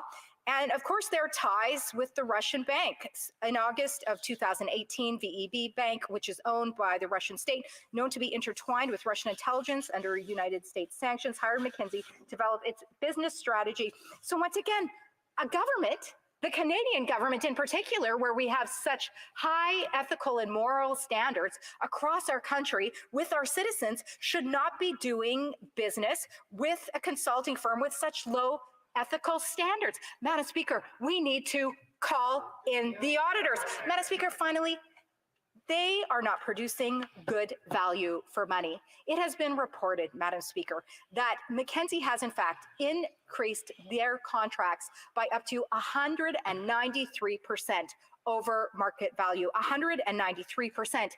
In this government alone, Madam Speaker, we saw that 20 out of 23 contracts were not placed in competitive bid environments, that they were, many of them were sole source, in fact, 20 out of 23, which once again makes us question the influence. We've seen the bad use of money, the example coming out of the Business Development Bank of Canada, where we saw lavish events, where we saw chauffeurs being flown to the other side of the country. We see public servants that are completely demoralized as a result of their not being consulted with these projects, and that all of the authority is being handed over to McKinsey. So, Madam Speaker, I think we need to just simply look at everything that the evidence shows that we should not trust this company or trust this government, excuse me, to audit themselves. We don't know how much they've spent, how they've made their major policy decisions, the lack of transparency and accountability, working with a company that has no strong ethical or values or moral standards, not producing good value for money. Madam Speaker, what do we need to do? We need to call in the auditors. Thank you very much, Madam Speaker. Questions and comments. The Honourable Parliamentary Secretary to the Government House Leader. Thank you very much, Madam Speaker. I'm not sure if the member is aware, but this side of the House will be voting in favor of this motion. We don't see a particular issue with it. But my question for her is, specifically, we do have guidelines and policies that are put in place for department heads and various different public servants to follow. We have processes to ensure that those have happened. Does she believe that the processes that are in place are being properly administered by our public service? The honourable member for Calgary-Midnapore. Well, thank you very much, Madam Speaker, and thank you to my colleague from Kingston and the Islands for that. It's apparent that they are not being followed, because even public servants are coming forward and expressing their discontent with the implication of McKinsey and Company to policy decisions, to outcomes, to policy direction, to execution of policies within the government. So they're clearly not being followed. And the fact that the government would propose that they themselves investigate these policies, which they have not themselves followed, is really quite ridiculous. And so that's in fact the reason that we're here today, Madam Speaker, is to have this motion to bring in an objective third party, the Auditor General, to do a thorough verification. Thank you. Questions and comments. The honourable member for Courtenay-Albany. Thank you, Madam Speaker. I want to thank my colleague for her speech. And you know, Madam Speaker, I also want to thank her. We just came from the OGO committee, and the Conservatives demonstrated that they're willing to support the NDP and expanding, looking at all of the outsourcing, especially the $100 million plus procurement club, including, companies that benefited greatly under their government. In fact, under the Harper government, PricewaterhouseCoopers went from $9.8 million to $44 million a year in outsourcing, a 450% increase. So I guess my question through you, Madam Speaker, is when they initially looked at McKinsey, which is the small player of the $600 million plus procurement club that are getting outsourcing contracts that are literally running away from Canadians, why didn't they put forward a motion to look at Accenture, Deloitte, Ernst & Young, KPMG, and PricewaterhouseCoopers? I'd like to learn, Madam Speaker, why they neglected to look at those companies. And again, I do want to commend her for supporting the NDP's call to expand the scope and the probe of these companies. Thank you. The honourable member Calgary-Midnapore. Yeah, thank you very much, Madam Speaker, and thank you to my colleague for the question. You know, as a relatively new member of the Government Operations Committee, I do know that we have an outsourcing study, which is continuing, and I certainly look forward to continuing to evaluate many of the other outside companies which do consult to this government. But, you know, I think we're here because it really was the Canadian public, and I even think our media within this country, that really turned Canadians and the official opposition onto what was going on here in this House and with this government relative to the unique relationship between McKinsey and company with this government. So certainly, while I think those points are very important, our leader himself has said that he looks forward to empowering the public service once again by eliminating the use or reducing the use of consultants. I really think it was the Canadian people that drove us to really push on the McKinsey file, Madam Speaker. For a brief question, l'honorable député de Rimouski-Niget. The honourable member for Rimouski-Niget-Témiscouata-les-Basques. I'd like to tell my colleague I'm happy for her speech, and we are calling for full transparency by the federal government in the Bloc Québécois.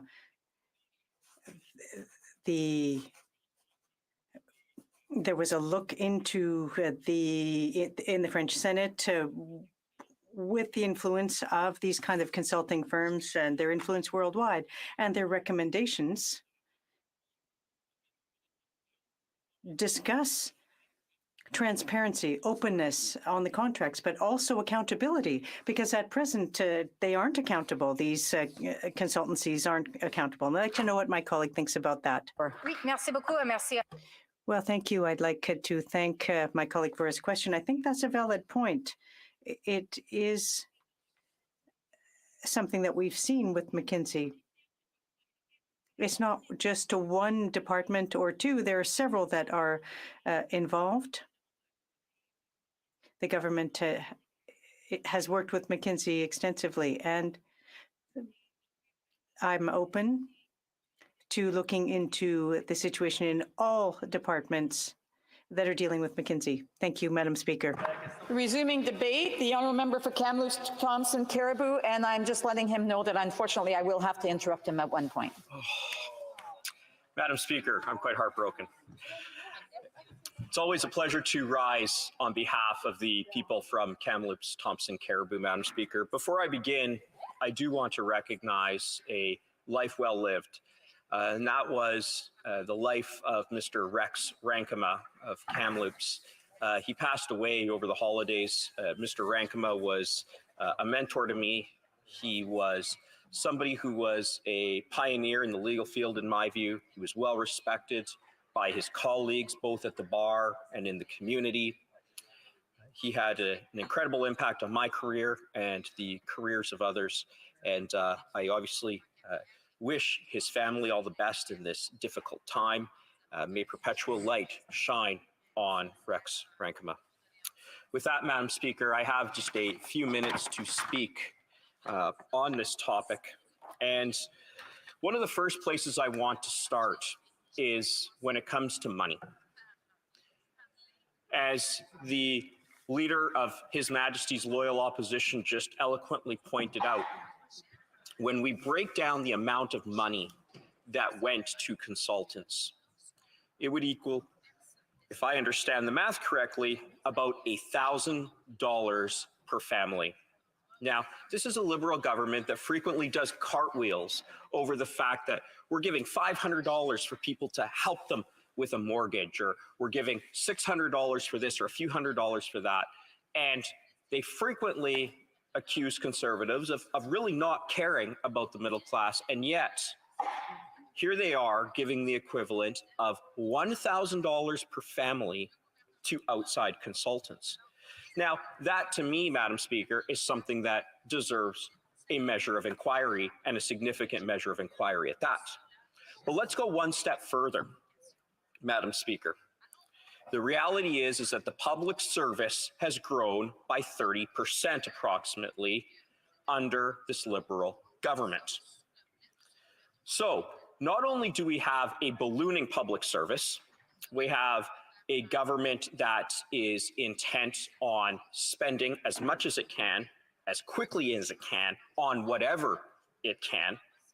Part of that spending, wherever it can spend, is on these consultants.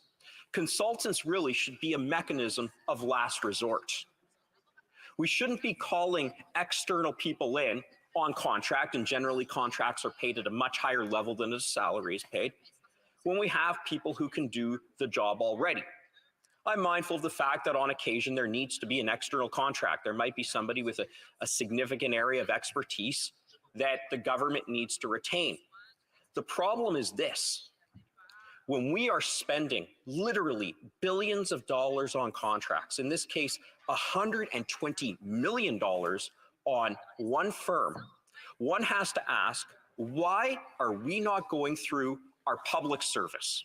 Why is it that with a public service that has expanded by 30% in the last few years, we in Canada cannot take care of these things? These are fundamental questions that we need to ask. After all, if every Canadian family were to open their wallet, $1,000 of that money would be going not to the salaries just of the public service. Above and beyond that, those salaries or that money would be going directly to pay external contractors. Madam Speaker, in my view, this requires an independent inquiry by somebody like the Auditor General, not the government itself. As has been raised before, this government has done whatever it can to shirk responsibility. When it came to Jody Wilson-Raybould, who was prepared to blow the whistle on this government, to say things weren't right, to say things weren't fair. And as the Attorney General, in my view, as an independent Minister of Justice, that was her job. She stood up to the Prime Minister. Supposed to be this country's highest lawyer. And what happened? She wasn't in the job very long afterwards.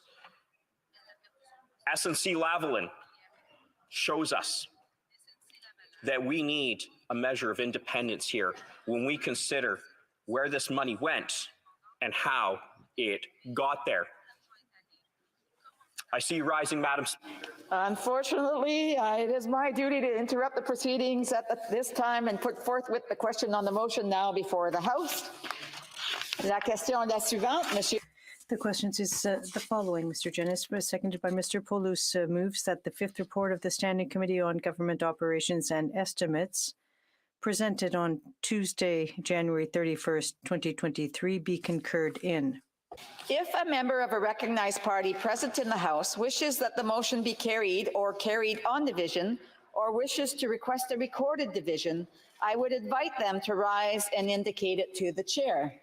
The honourable member for Sherwood Park, Fort Saskatchewan. Well, thank you, Madam Speaker. We would like to request a recorded division at this time. Conformément à l'ordre. Pursuant to order made on Thursday, June 23rd, 2022, the division stands deferred until Tuesday, February 7th at the expiry of the time provided for oral questions. The House will now resume with the remaining business under routine proceedings. We are now under the rubric of motions. Motions. Presenting petitions. Présentation de pétition. The honourable member for Yorkton Melville. Well, thank you, Madam Speaker. And I have 3 petitions to present this evening. The first, we, the undersigned citizens and residents of Canada, draw the attention of the House of Commons to the following. Whereas the Liberal government has promised in its 2021 platform to deny the charitable status of organizations that have convictions about abortions, which the Liberal Party views as dishonest. And this may jeopardize the charitable status of hospitals, houses of worship, schools, homeless shelters, and other charitable organizations who don't agree with the Liberal Party on this matter for reasons of conscience. Many Canadians depending upon and benefiting from the charitable work done by such organizations, and the government has previously used a values test to discriminate against worthy applicants to the Canada Summer Jobs Program, denying funding to any organization which was not willing to check a box endorsing political positions of the governing party. Madam Speaker, charities and other nonprofit organizations should not be discriminated against on the basis of their political views or religious values, and should not be subject to politicized values tests. And so all Canadians have a right under the Canadian Charter of Rights and Freedoms